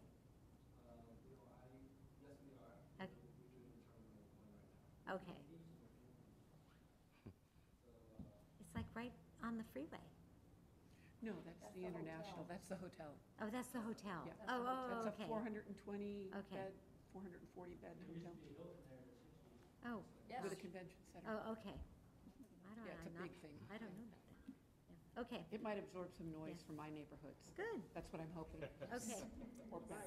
So, It'll take away our TOT, but we're on page 7 of 8. We've got essentially 1, 2, 3, 4, and then we'll be finished with your packet here, I think. One more? Sure. All right. talking surfer. Surfer. Mm-hmm. It's a big one. All right. FAA increased the in-trail spacing of aircraft on the Surfer arrival. Flying the procedure as charted, which will decrease the need for vectoring. Increase the altitude of the arrivals. Roundtable will work with airline reps and the FAA to request that all nighttime arrivals from the south file for a route and arrival that would terminate east of the bay for connection to runway 28 right. And the response, FAA is continuously working to improve aircraft setup and sequencing. As identified in previous meetings with the Select Committee and Roundtable, the Bay Area airspace is complicated with 3 major airports. San Jose, 2 miles east of the Surfer arrival. Without coordination with the San Jose controller, NCT must keep their aircraft at a minimum of 1.5 miles away from San Jose's airspace. Directing aircraft east or north of Menlo will encroach upon it, which the FAA cannot endorse. The higher as aircraft fly while in the vicinity of Menlo, the further away from SFO it must travel in order to descend to the appropriate altitude for approach. The available airspace does not allow this. I'm confused. Doesn't San Jose have a curfew at night? Yeah, but they still can land. Curfew doesn't mean that they cannot land. They can land planes as long as they're not too noisy. So there are plenty of arrivals and Yeah, just not departures. Right. as long as it's not noisy. But it is a very much more restricted volume of traffic into San Jose because of that. Right. At nighttime, it's very restricted. So is that 1.5-mile limit as important at nighttime then? If they're shutting down their operations or limiting them, there's no way to use some of that 1.5 miles? Hard to say. I think that 1.5 mile radius. I think they were just saying that the coordination between those aircraft and the San Jose controllers is the key. You know, they would have to coordinate that spacing, making sure that they are 1.5 miles. Yes. It's a third of the days of the year they're flying right over top of each other, only separated by 1,000 feet. Right from next master. So It's the I South think Flow that, arrivals, you yeah. know, well, the official space, because the way the Metroflexing has been designed is, instead of doing it as a whole Metroplex, they basically said, first let's see who gets what space. And then if you look at the airspace for San Jose and San Francisco, they do overlap, but they overlap vertically very close. Mm-hmm. But then, so this 1.5 miles, you know, what does it really mean, given the fact that they, you know, Mhm, they're, mhm. they literally, day in and day out, are 1,000 feet Mhm. from each other, going opposite directions. Mm-hmm. So, you know, I think that, I think they think the 1.5 miles if you're on the same altitude and you're Yeah. on an in-trail Exactly. kind of a situation. but one of the biggest problems, I think, in the whole peninsula, across the peninsula, is the increasing interaction on a day-to-day basis between San Jose traffic and San Francisco airport traffic. And unless that's done holistically, Mm-hmm. we're just looking at worse and worse options. It's pretty terrible. Mm-hmm. Mm-hmm. So I think that the recommendation that the Roundtable made, I think a lot is being, well, it was to try to, increase the entrails so that it was not as noisy over the vectoring. Yeah. But what's going to happen with the But new? it's more than that. It's really not. If you're looking at only one. Yeah, part of it. Yeah, because basically what happens is you have three stars coming together in one place. Yeah. So the vectoring on server may well not have anything at all to do with server traffic. It has to do with bodega traffic or oceanic traffic, and particularly what's this new Pirat OPD going to do? Mhm. I think it looks like it's probably going to bring it further south and then bring it into the same procedure. So because you're merging three big routes into one, and like they say, it has to get down low enough Right. to be below the localizer, Mhm. so you can't build up any maneuver space out of the bay. Mhm. You know, the vectoring is really a combination of three rather than the one than server. What will the new Big Sur procedure do? It won't do any better. No. There's no difference. It's all the same. At the same spot. Mhm. So the vectoring will occur as well. Yeah. It will move the beginning of the procedure from over Capitola to over Santa Cruz City. End of story. That's it. Wow. I'm sorry, could you say that Kathleen? once more, please? It just moves the beginning of the server procedure from over Capitola to over Santa Cruz City. Okay. Everything else pretty much stays the same. Yeah. Can I Kathleen. add something? On this item, it's actually sort of combined three somewhat different recommendations, so that might be causing a little bit of confusion.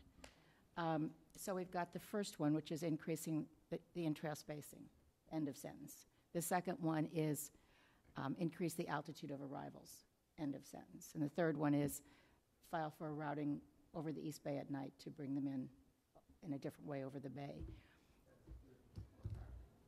And if I can continue, number one, increased spacing it's a two-edged sword, but it's probably a good thing, because the problem right now is that right now about 50% of the surfer arrivals are being vectored off the procedure and making, significant whifferdills between the intended procedure and the coastline, affecting a lot of people regularly.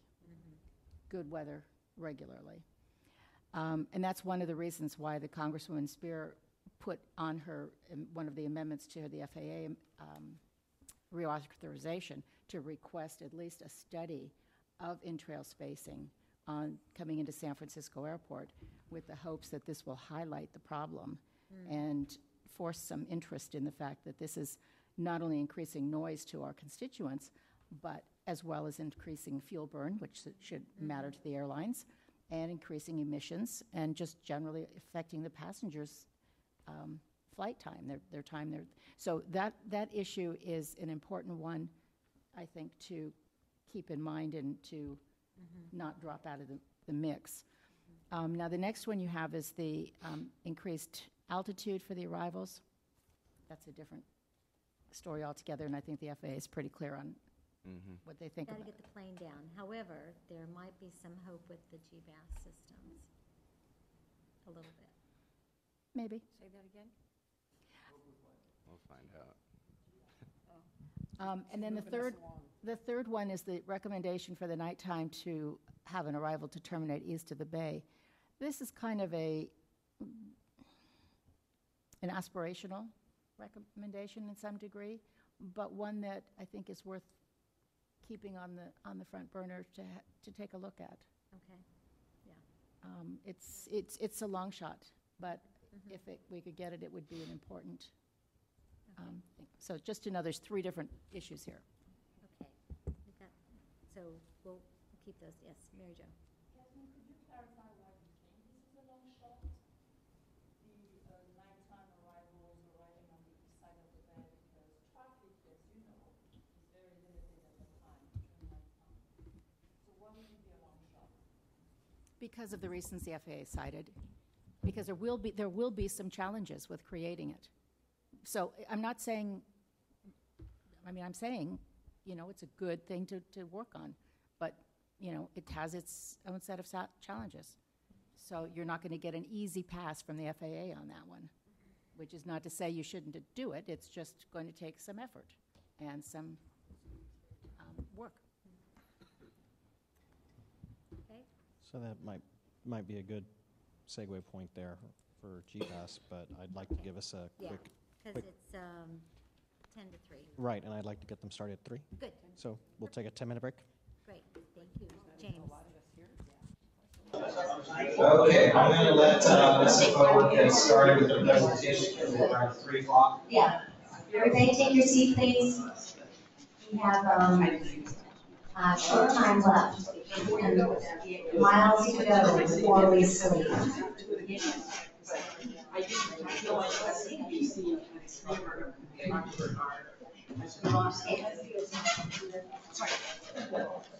Good afternoon, everyone. My name is Daniel Lee. I'm project manager at San Francisco Airport.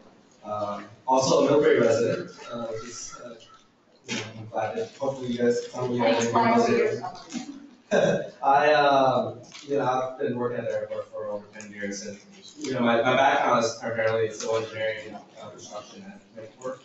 But this project is near and dear to my heart now, so this is what we call the GVAS. So this is the GVAS project. I know that IVAR has started discussing the GVAS maybe at the end of last year to kind of give you guys a glimpse of what GVAS is.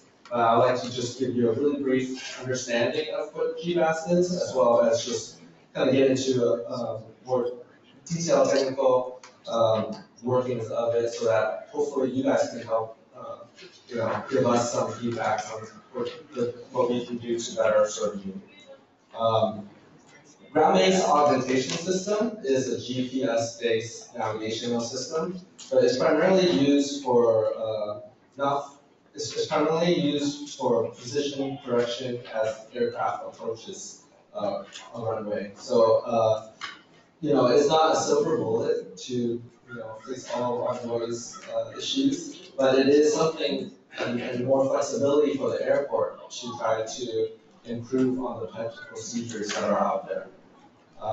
It is, it basically requires us to install antennas on the airfield and have some equipment to bring the planes into our runways in a more precise than what the normal GPS satellites can do on our phones.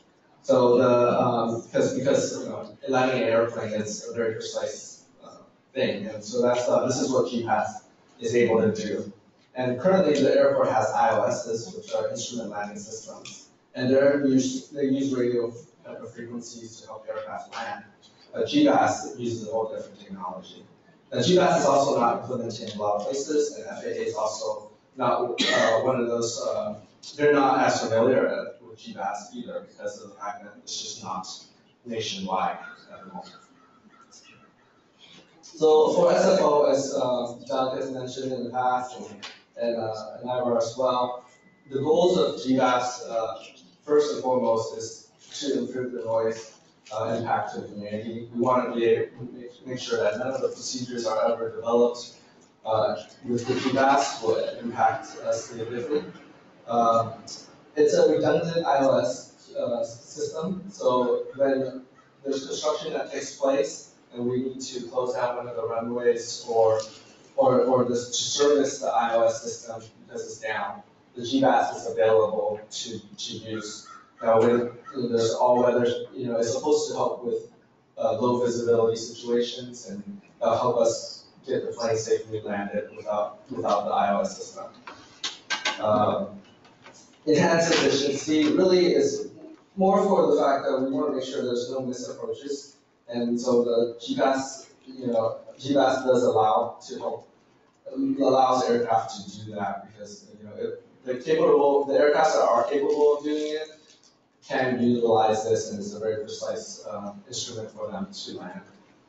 And then lastly, it will hopefully reduce delays in that we don't want planes to be still arriving late into the night as well as. So again, GBAS isn't a approach. It's not a departure technology at the moment. People aren't using it with that, but it is a technology that could be flexible and one day could help with departures as well. But we right now are focused on trying to implement GBAS because it is a very new system to the airport and to a big hub like ourselves, as well as for the FAA, and then and it's primarily used for approaches. I'm talking so much I forgot to introduce Paul Hanna. He is working with us. He specializes in flight procedures, and he introduced himself. Hi, thanks, Daniel. My name is Paul Hanna. I'm from Lead Engineering. I'm a aircraft performance engineer, which is a really, really obscure profession, even in aviation. So if you've never heard that before, I'm not offended, but it's a pleasure to be here speaking with you today. We also do instrument procedure development, and our company is responsible for a lot of the lights, the navigates, the ILSs that have successfully been installed and replaced at the San Francisco airport. So we have a lot of experience here at the airport with the traditional systems that have been used by the aircraft to make approaches. And we're helping the airport with this particular project for installing the GBAS and implementing the possible approach procedures first that can be used to meet the goals that Daniel was just talking about. What you see up on the screen, and I apologize, I know this is the technical working group, but it's hard to stay away from some of the acronyms that you may have heard of with respect to very creative approach procedure designs that help the aircraft. Number one, stay away from residential areas. And I wanted to just put this chart up on the screen to help all of you understand how the airport made the decision to procure this navigated system that, as Daniel put, is not federally reimbursable. This is a non-Fed nav system. The FAA does oversee the installation, and they do provide criteria and guidance on how best to implement it and how to develop the procedures, but they don't provide any money to the airport to do this. And I just want to say that to reinforce that this action is being taken by the airport with everybody in this room in mind first and foremost, to try to figure out a way to keep the aircraft either higher or coming up with new angles away from the runways. So what you get when you have a ground-based augmentation system, that's the G in a GLS, you wind up with GLS approaches, GBAS landing system approaches. That's the green column there in the left. The ILS, which is the instrument landing system that's been around in the United States and the world for a long time, that has been the traditional method of high precision approaches to the runways. That's what allows an aircraft to get all the way down to the runway and in some cases apply the brakes. It's a very precise path, but you can only make one path with an ILS per runway.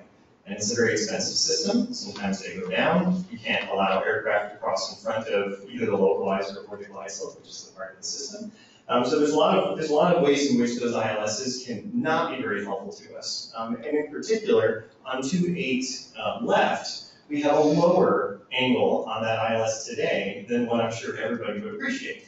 The normal angle for approaching aircraft is 3 degrees. 2.8 left has a 2.85. And we do that to try and maximize the number of aircraft that can use both 2.8 left and 2.8 right at the same time. We have to apply a little bit of separation between the two airplanes, and so that the weight category, the weight turbulence that comes off one doesn't hit the other. And what that means is that ILS that's on 2.8 left, it can't be used to make an aircraft go higher. But a GLS can. A GLS can enable an aircraft using 2.8 left to go, well, very high within the realm of what pilots are capable of managing and what the onboard equipment on the aircraft can do. There are two other kinds of approaches, though, that do provide some creativity in noise mitigation and some of the other things that we're going to talk about today. One of them is LPV, which is a localizer performance with vertical guidance. That's actually part of the other realm of augmentation systems in the United States and the world. That's called space-based augmentation systems, SBAS. SBAS came out in the United States first. That's there's so many acronyms. That's part of the wide area augmentation system. That's not a airport-based installation, that's a nationwide installation. The bad news about LPV is that the only people who have them, generally speaking, are general aviation airplanes and business jets. There are very few airlines that have LPV approaches. Otherwise, these things would be absolutely ideal solutions for San Francisco to a point. One of the problems with an LPV, though, is that when you keep relying on satellites who have interference between where the airplanes are flying and the satellites, you can't really get the most precise signal that you're hoping for. And so you'll never really be able to use an LPV approach all the way down to the runway. So it limits some of our creativity in that way. The other opportunity is RMP. I think everybody's probably been hearing about RMP approaches. Lots of airlines here in San Francisco have demonstrated some fantastically creative ideas using RMP. RMP stands for Required Navigation Performance. It basically just means you're using a ton of satellites that you see in the sky to make a very, very precise position on the aircraft, and the aircraft itself has the ability to keep the plane from getting too far outside of its containment area, and then you can fly some really precise paths to the runway. Same kind of downside as LPV. You can't take RMP all the way down to the runway. So when we get into bad weather, fog periods in the morning, RMP is not helping anymore. It stops at 250 feet above the runway. LPV stops about 200 feet above the runway. The GLS will, in the future, get us to zero. It will be a true ILS replacement for us. But there are some other things that a GLS does for us that we are evaluating right now as a part of this installation project, and we want to talk about with this group, that the other systems can't do. So the big one, like we talked about, is that you can do multiple glide path angles, which is the angle that the aircraft is going to be approaching towards the runway. There is some flexibility with LPV and RMP, but the idea is that you can take that glide path angle that's steeper, and you don't have to give up on it at 250 feet or 1 mile or 2 miles away from the runway. You can take that steeper path all the way down to the touchdown point. There's another aspect here, which is that the touchdown point itself can be aimed to different places on the runway. We're in kind of the infancy of this concept with GLS right now. The Europeans are a little bit further ahead than the United States is. And for instance, the Frankfurt airport is going through an evaluation where they put different aiming points on the runway, and they allowed aircraft to aim for, some aircraft are aiming for the existing threshold, other aircraft are aiming a few thousand feet down from there. Today we're going to talk with you about what happens when you potentially consider an approach that aims about 4,500 feet down runway 28 right, and what kind of gains you get close into the runway here for San Francisco. But obviously the last benefit, like Daniel said, is you only have to put one GLS in, ever, at least for San Francisco. There's some cases around the world, like in Tokyo, where you have to put 2 in, but that's not the case here. As many of you probably heard, there was a very successful demonstration of it back in 2016, led by Boeing and other airlines, that proved that you only need 1. So one installation gets us 48 approaches, all runways, 23 nautical miles around the airport of creativity, so to speak. So we can go to the next slide. So what we're hoping to do here at San Francisco is look at short-term procedures that we can get constructed by the FAA. These are public procedures that anybody who has the certification and the approvals to fly a GLS approach can use right away. So you mentioned United Airlines and Delta Airlines today, American Airlines and Southwest Airlines tomorrow, some of the international airlines. These folks are using them, they're ready to go, and by the time we get our project, we get the installation in and the procedures published. We've got a pretty good chunk of operations here that can use these GLS approaches.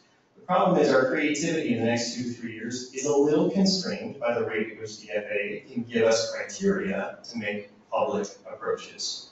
Public, non-special, non-wild, not like London City style, we're going to dive out of the sky on this thing, style approaches. So we're limited to, our first foray is overlays of existing approaches that are now just pure GLS. So we have an ILS approach today, now it's a GLS approach tomorrow. That's where you start whenever you do these implementations.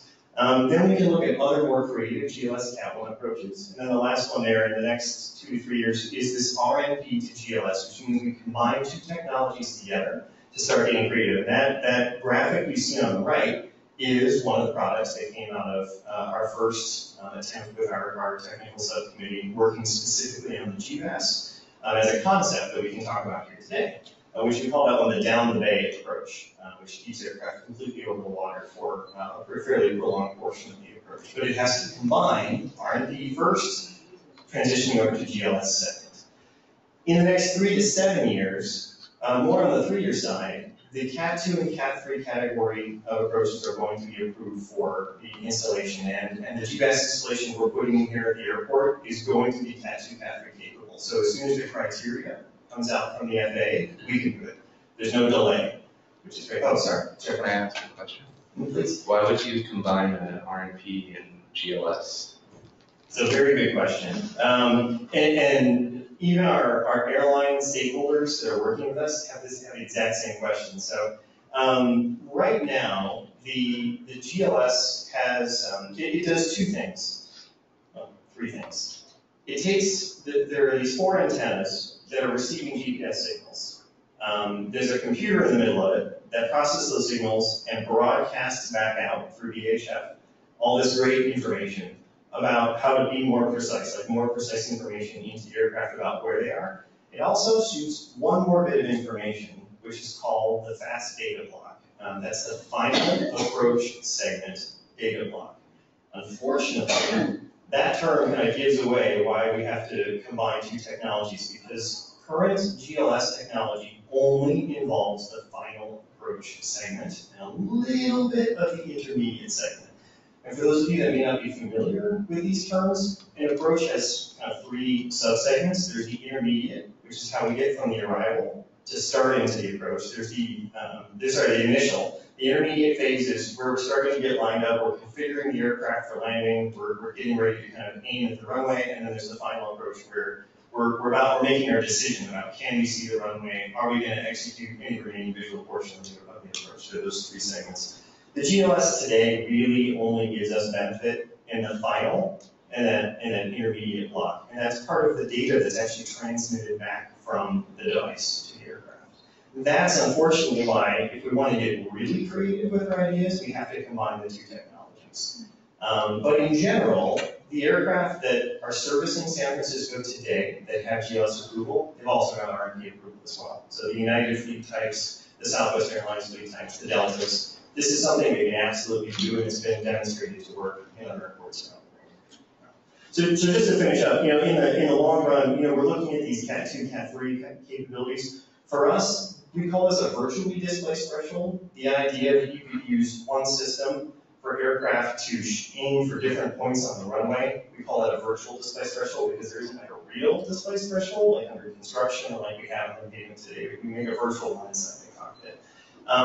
There's a lot of challenges to this, and a lot of them are in the cockpit from the flight crews and on the ground with the tower and the airport itself. It's not the GBAS technology. It's totally capable of this now. But there's a lot of human factors in safety and training about having a pilot aim for a point on a runway that doesn't have lights to tell exactly where that point is, right? It doesn't have paint that's special. There's no criteria for this yet. So it's in the future. It's coming. And the last one, which we don't know the data on just yet, is there is a chance for departures with this GBAS system. So if we have it, which we're going for, San Francisco is making this investment, then we will be able to go after some really precise departure corridors. But that's probably even beyond the 7-year horizon. But you have to pay to play, and San Francisco has done the pay, so now we're getting ready to play. So we go on to that. So really quickly from what Paul said, we're sharing with you all the different things that GBAS is capable of. Again, those time horizons will take some time because it's not just us coming up with the idea with you guys, but the fact that other people need to figure out how that could even happen. But we are very, excited to try to push for those things because I think that there will be vast improvement to the type of approaches, the short and medium kind of distances away from the airport. So really quickly, I think you've probably seen the timeline in terms of when we plan to implement this GBAS system. Right now, we are in second, actually on the 3rd quarter now of 2018. We have a GLS overlay submitted to the FAA to have them start kind of replicating what we have existing. it's something that, if there shouldn't be any type of issues with that in terms of what they think they can do, because it's the same kind of mirror image of what the existing R&P approaches are. But we want to get that started, because when we start to actually get the UMass installed at the third quarter of 2019, we want to be able to even test the system. If we don't have any type of approaches, we just don't have anything to. It's like we have the hardware, but we don't have the software to try it out. But that's not to say we're just gonna click and say, hey, everybody's gonna get you to start using this thing. We want to be able to. We want to be able to control that and make sure that all the testing is involved and everyone's ready on board. Again, another thing that wasn't mentioned is that some of the major carriers have the technology, GLS equipment in their aircraft, but the smaller aircrafts, some of the other airlines, they don't have that equipment, so they wouldn't be able to use the GLS. I've read around 20% right now is what we're looking at in terms of the type of equipment, but it is growing as fleets change and newer planes come in, they will be equipped.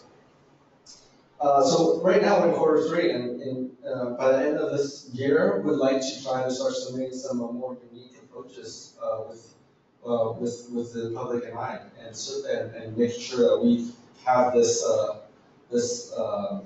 these approaches come to fruition, in the future, possibly in 2020 or beyond. And so that's kind of the timeline that we have that we're working with here.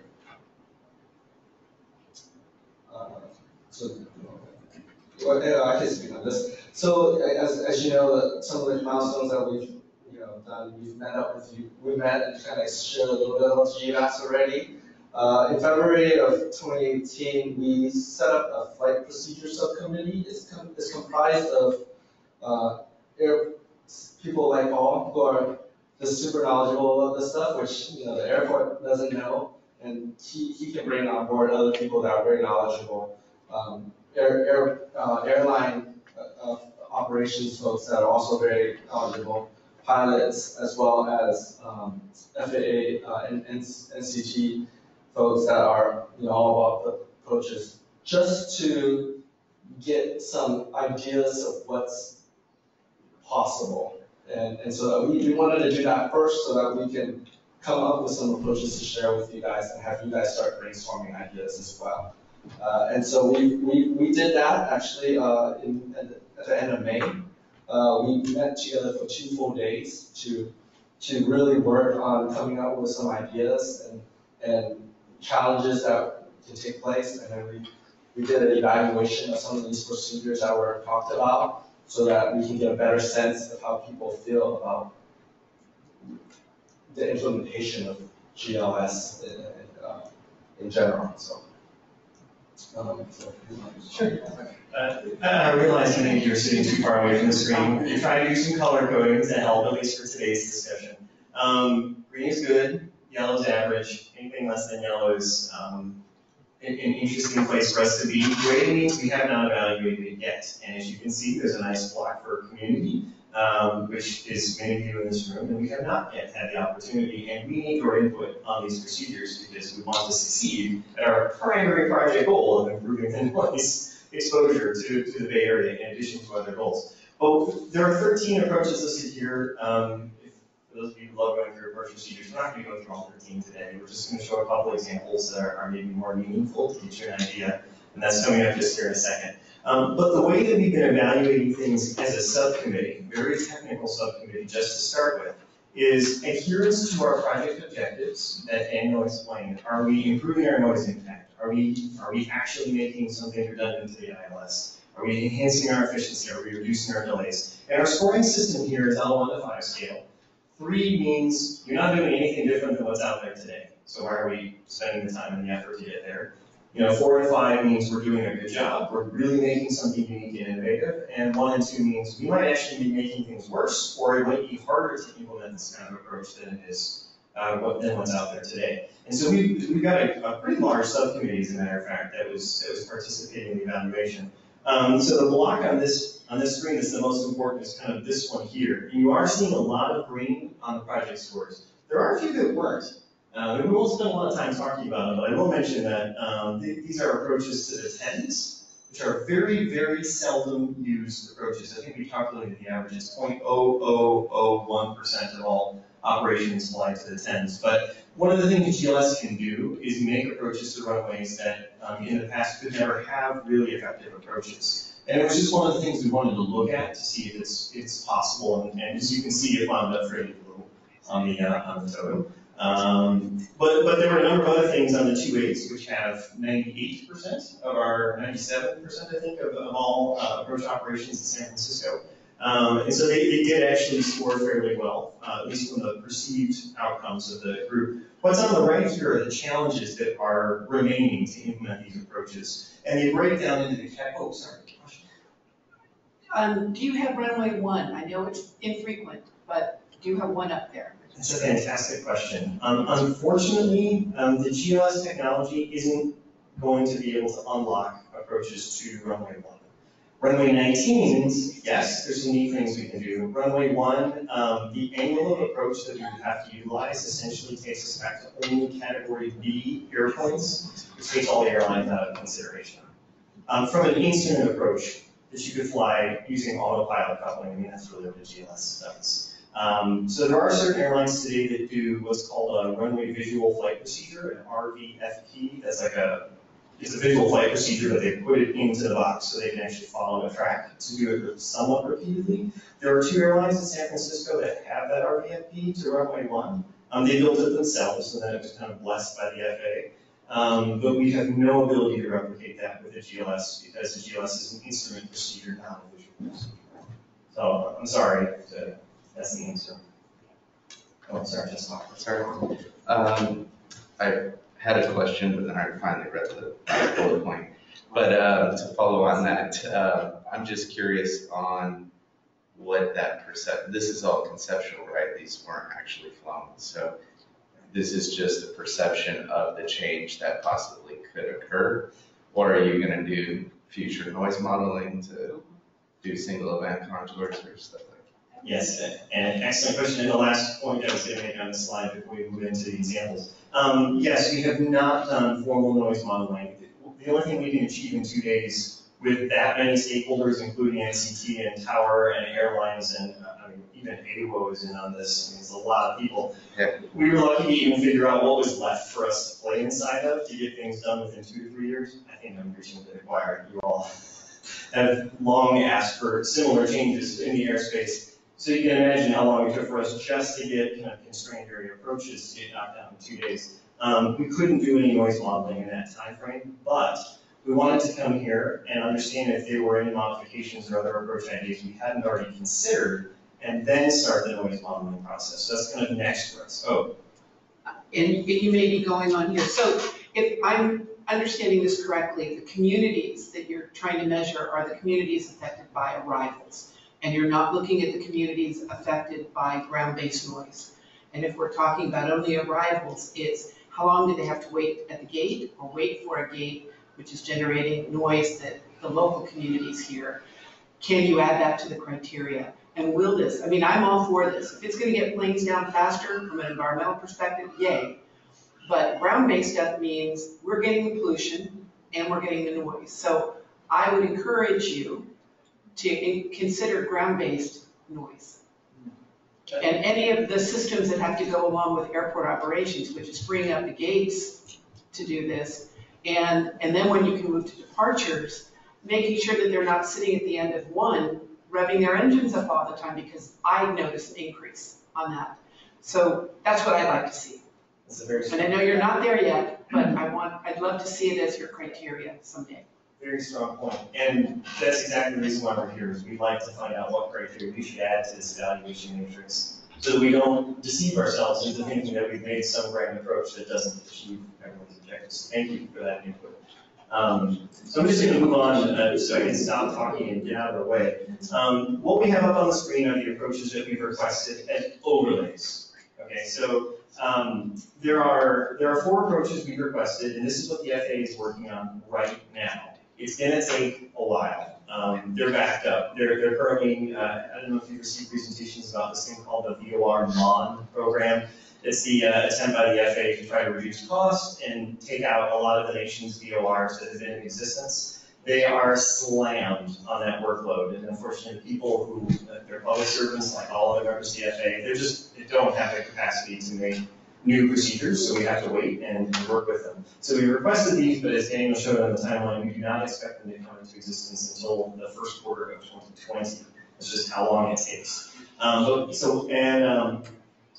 what we've asked for are, this is essentially the ILS version, the current ILS is 2.8 right with all of its glorious features. This is, as a matter of fact, the offset approach that they use for soya operations that goes more over the water. We've requested this. We believe we're going to get it. That could be our first experiment with more over water operations using the GLS technology. 2.8 left, we've also requested essentially the equivalent of the ILS. This procedure is identical. It'll be from the GLS. And then on the 19s, we requested the straight-ins as well. This, as a matter of fact, would give us the first Category 1 minimum to 19 right. Just as a very small win from GLS technology. We can go to the next slide. Question. Yes. So you have made a request without the community input, right? Yes. So can this request be changed?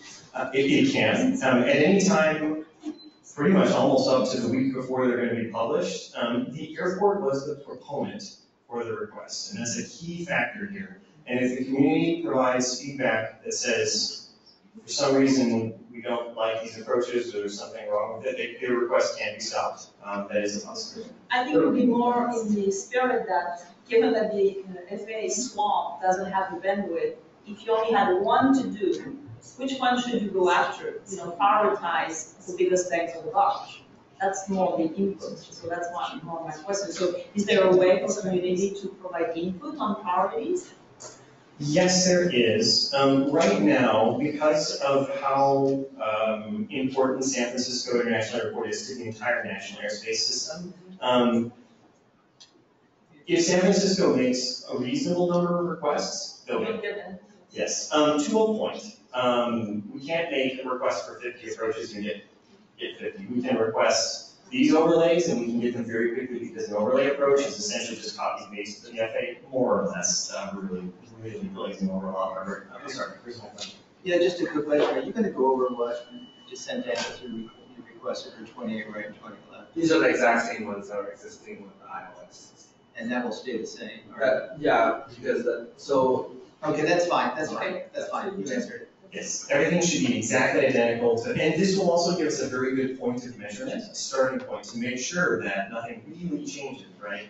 That GLS and ILS and everything works the same. So this is where we will start in the first quarter of 2020. Oh, we have another question. Janet, did you? Well, just before we get too far, I just want to make sure that we're going to be getting this presentation. Can we get the slides? Get the slides. Get the slides. Are the slides available for us, or not yet? Yeah, I feel like everything. Okay. Absolutely, we can get that. Yeah, thanks. We can get that. So we'll move to the next slide. These are the procedures that I'm just going to quickly show you some images of what they look like and some of the altitude benefits that I think might be germane to this group here about how much higher the aircraft get. Maybe not all of them necessarily, but actually we will go through just a bunch of them quickly.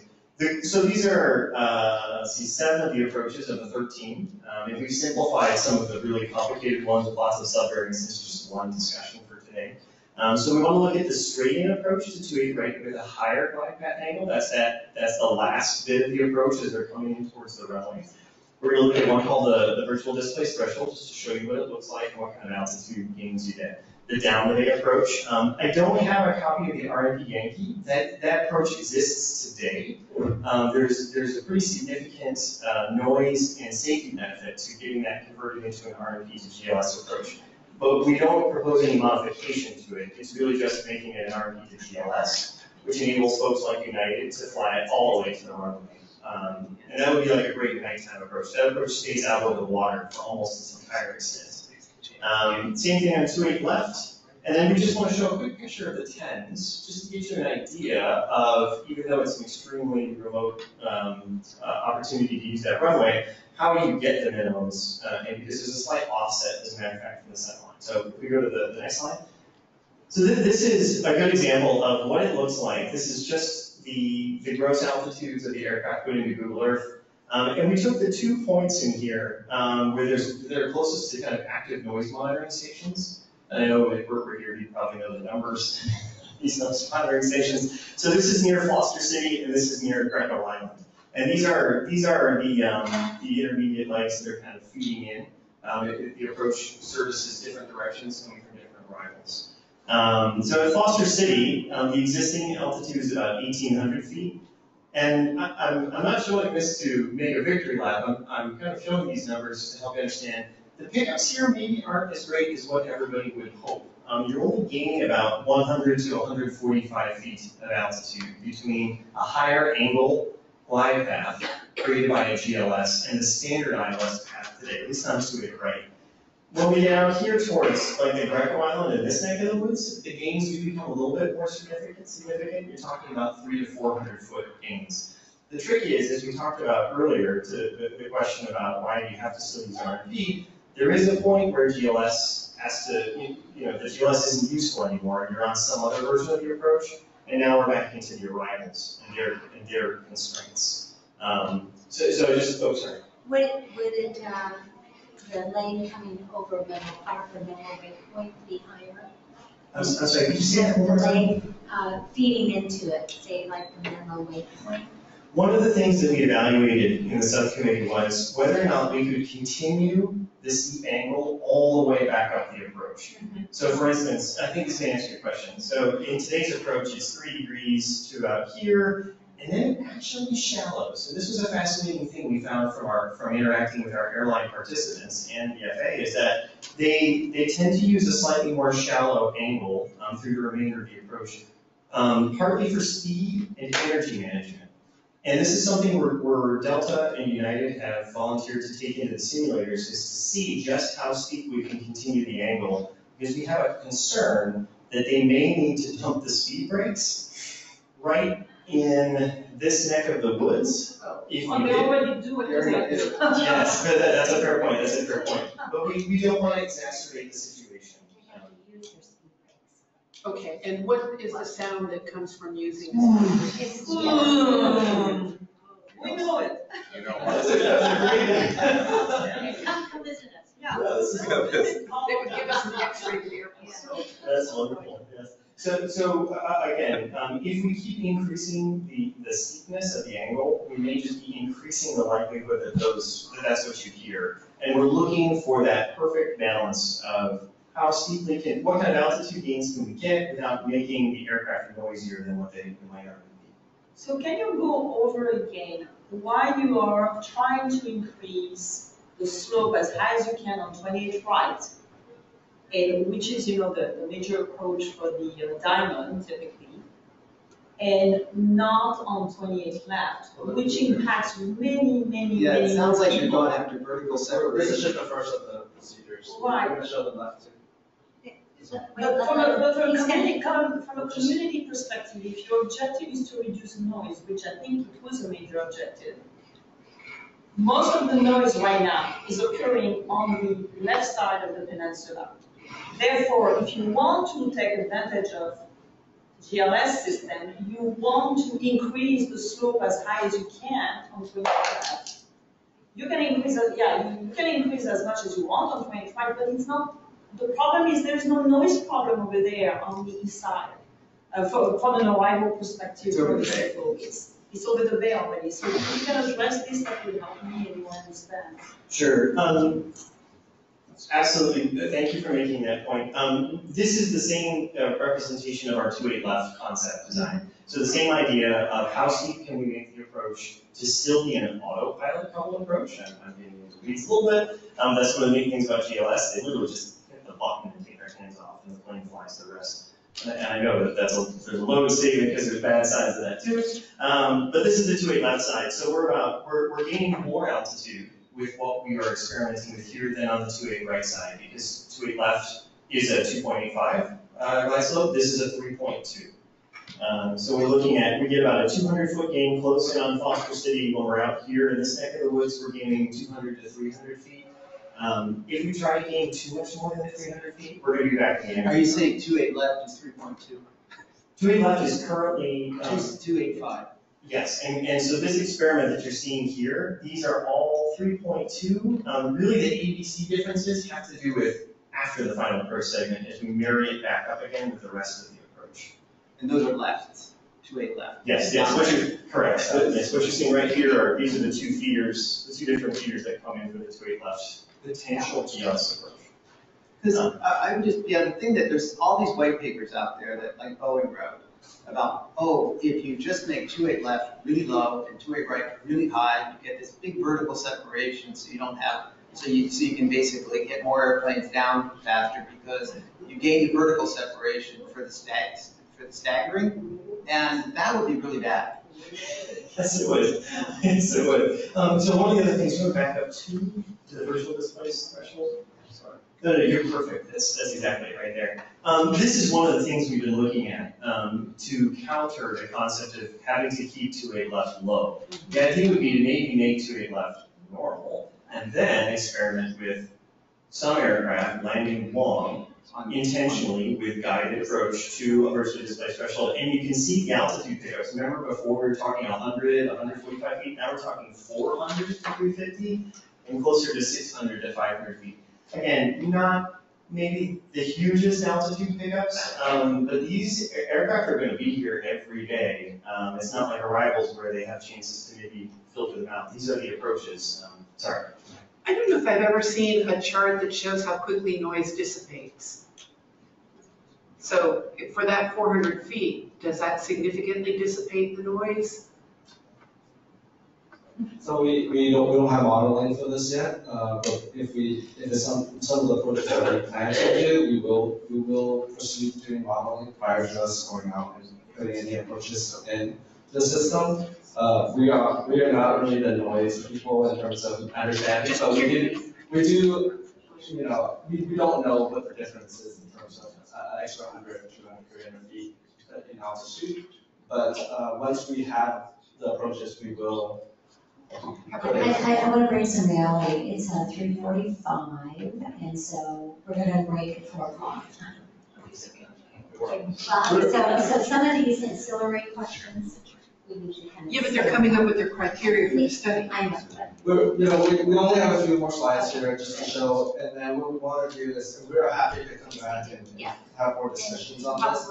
But I think the plan is to make sure that you guys have an understanding of what GBAS is capable of, as well as what things you guys feel like is most important. For example, someone mentioned 2.8 left is very important, as opposed to 2.8 right. So those are all great things that we'll take back from this. Sure, there's only one other kind of really neat picture, which is this one. This is a down the bay approach that we worked on as a subcommittee. This is kind of a tricky one to come up with because of balancing against Oakland airspace and San Jose and everything. But as you'll notice, this would be an autopilot coupled approach that starts with RMP legs, RMP to RF legs coming in on the GLS. The GLS would actually be this portion here with a high angle. And as you'll notice, it basically keeps aircraft understanding this is going to happen just by the nature of the arrivals. This is where the arrivals kind of dump aircraft when they're coming in from the north. But it would give them an approach that essentially keeps them over a mostly uninhabited area and then back onto a 2.8. Right? At what altitude are they coming in? At what are you bringing?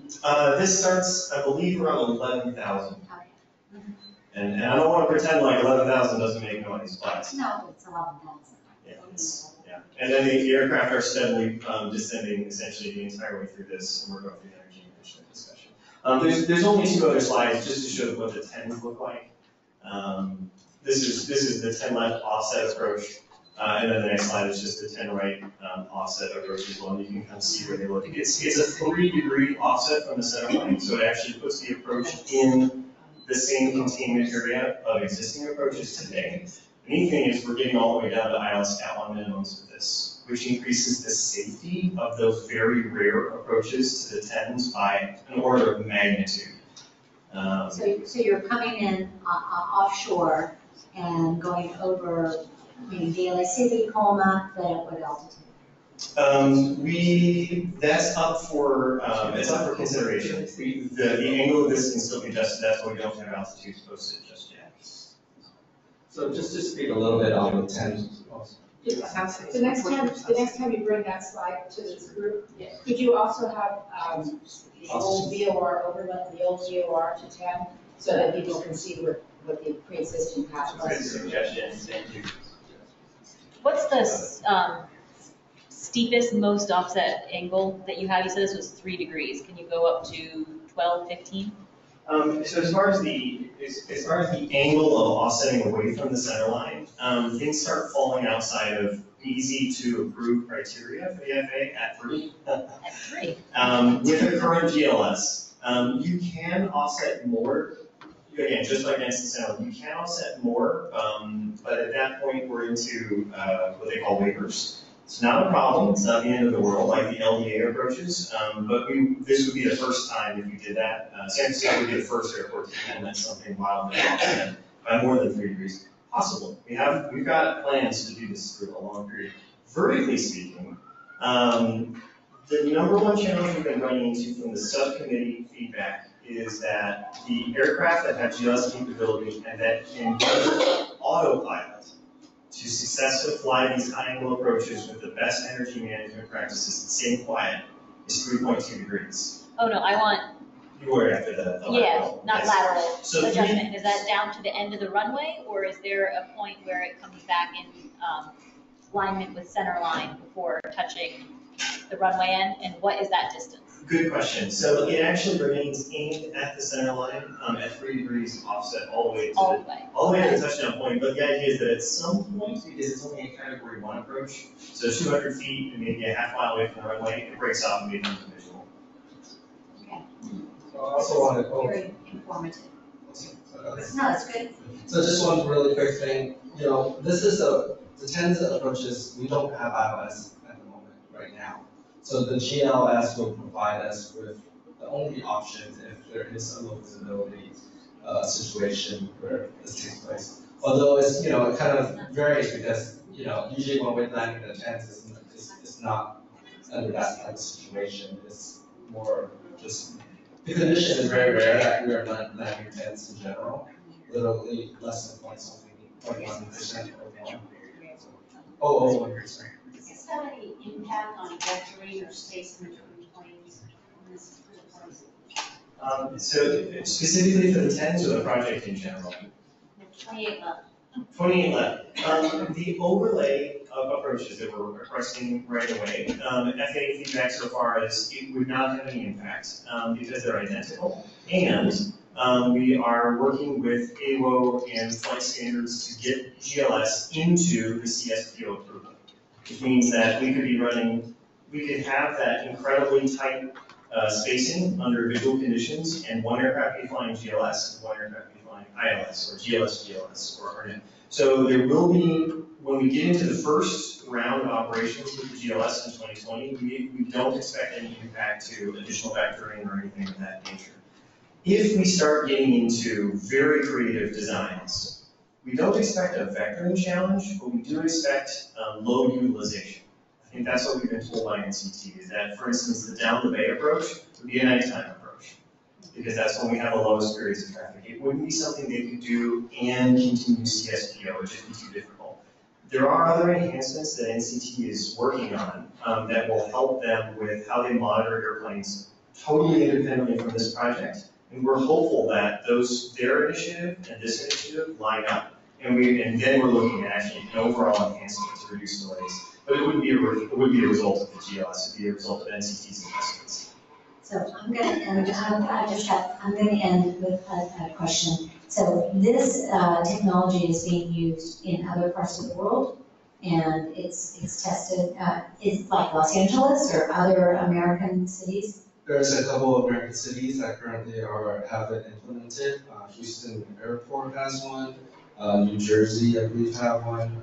Newark Airport has one. There's a handful of other airports that are looking to get this, but again, it's not widely implemented at this stage. Partly because FAA is not funding it. Yeah, it's expensive. And it's expensive, as well as the technology is still, the type of procedures that need to be developed is still very new. And the aircraft has to have a special software component or box or something installed, so that's incumbent upon these airlines to add another feature to their aircraft? Yes. Yeah, so just to touch on that one very quickly, and I'm sure you heard from Boeing maybe a few years ago on this topic. All new Boeing and Airbus aircraft are coming with this capability installed. They're not coming with LPV approach capability installed, but they are coming with GLS approach capability installed. So these brand new 737s, 787s, A350s, A321s, they're coming off the line and it's ready to go. And it's up to the operators to just activate it and fly. And also, and then on the other end, Airbuses are actually it's an option to add it. So depending on the airlines, they may or may not care to put their investment in GVAS technology, and so that also kind of dictates how certain airports have it and they don't have it. Whereas here at SFO, United is a big key player, and they are all for GVAS, and so that's part of the reasons why we feel like it's worthwhile to even invest in it, because there will be use of it. Okay. All right. Any other questions real quickly? Okay. Thank you guys. Well, certainly we'll ask you back when you get some more further along. So we're way behind on our agenda, but Kristen, do you want to review the miscellaneous topics? No. We did. We did all that. Not all of it. We jumped into it. So we jumped because we did 2 and then 3. Oh, okay. And then 4. And then we did 1, 3, 4, and then went back to the GBAS discussion. So we're just summarizing action items and then the next. So we're not that far behind. Yep. So I didn't take copious notes to summarize the action items. Do you want to do that? Yeah, well, I mean, we will do a summary provided to James. James, do you want to say anything about upcoming? So our next technical working group meeting will be in early to mid-September. So we've been having these every 2 months.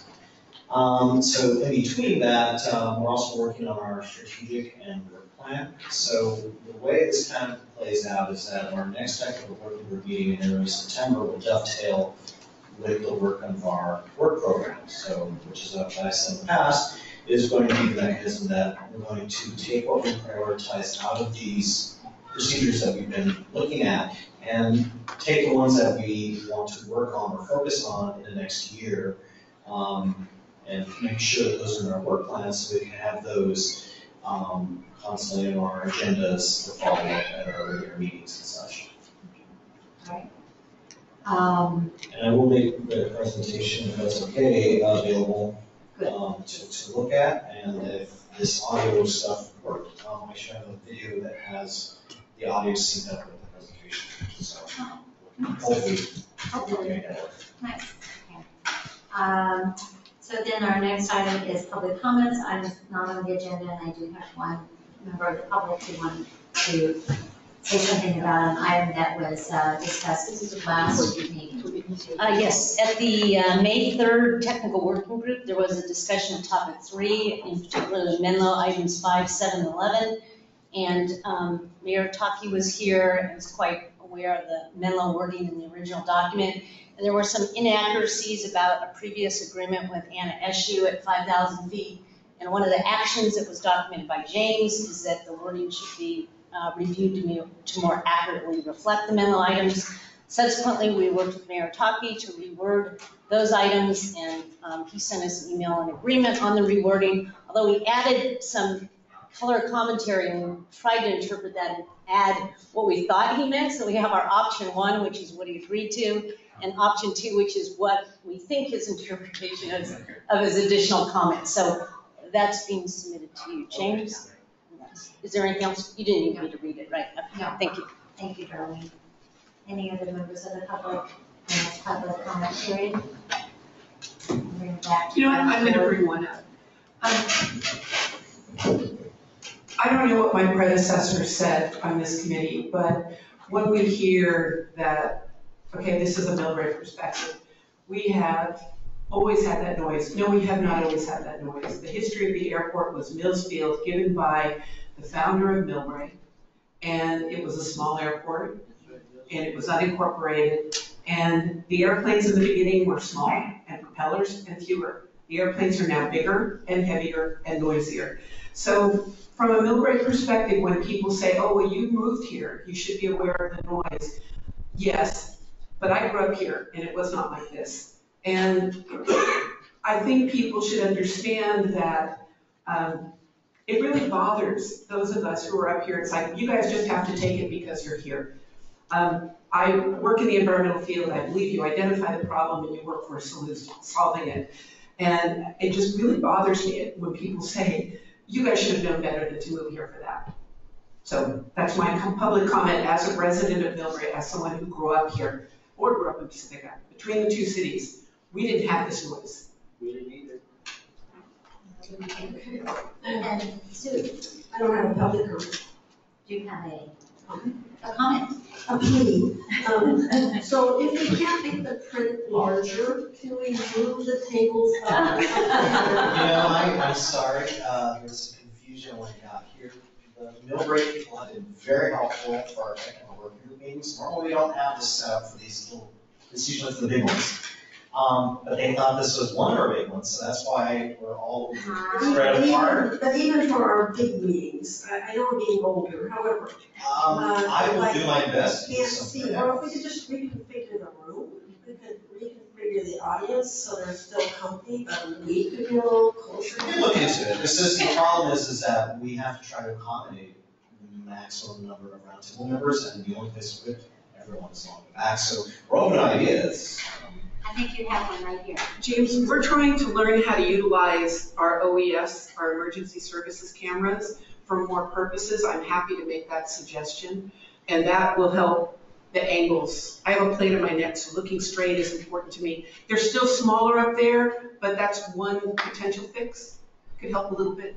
I mean, even 3 feet would help. Well, I think that. I'll take, no, that's a good note to make. These are on the screen, they're quite small.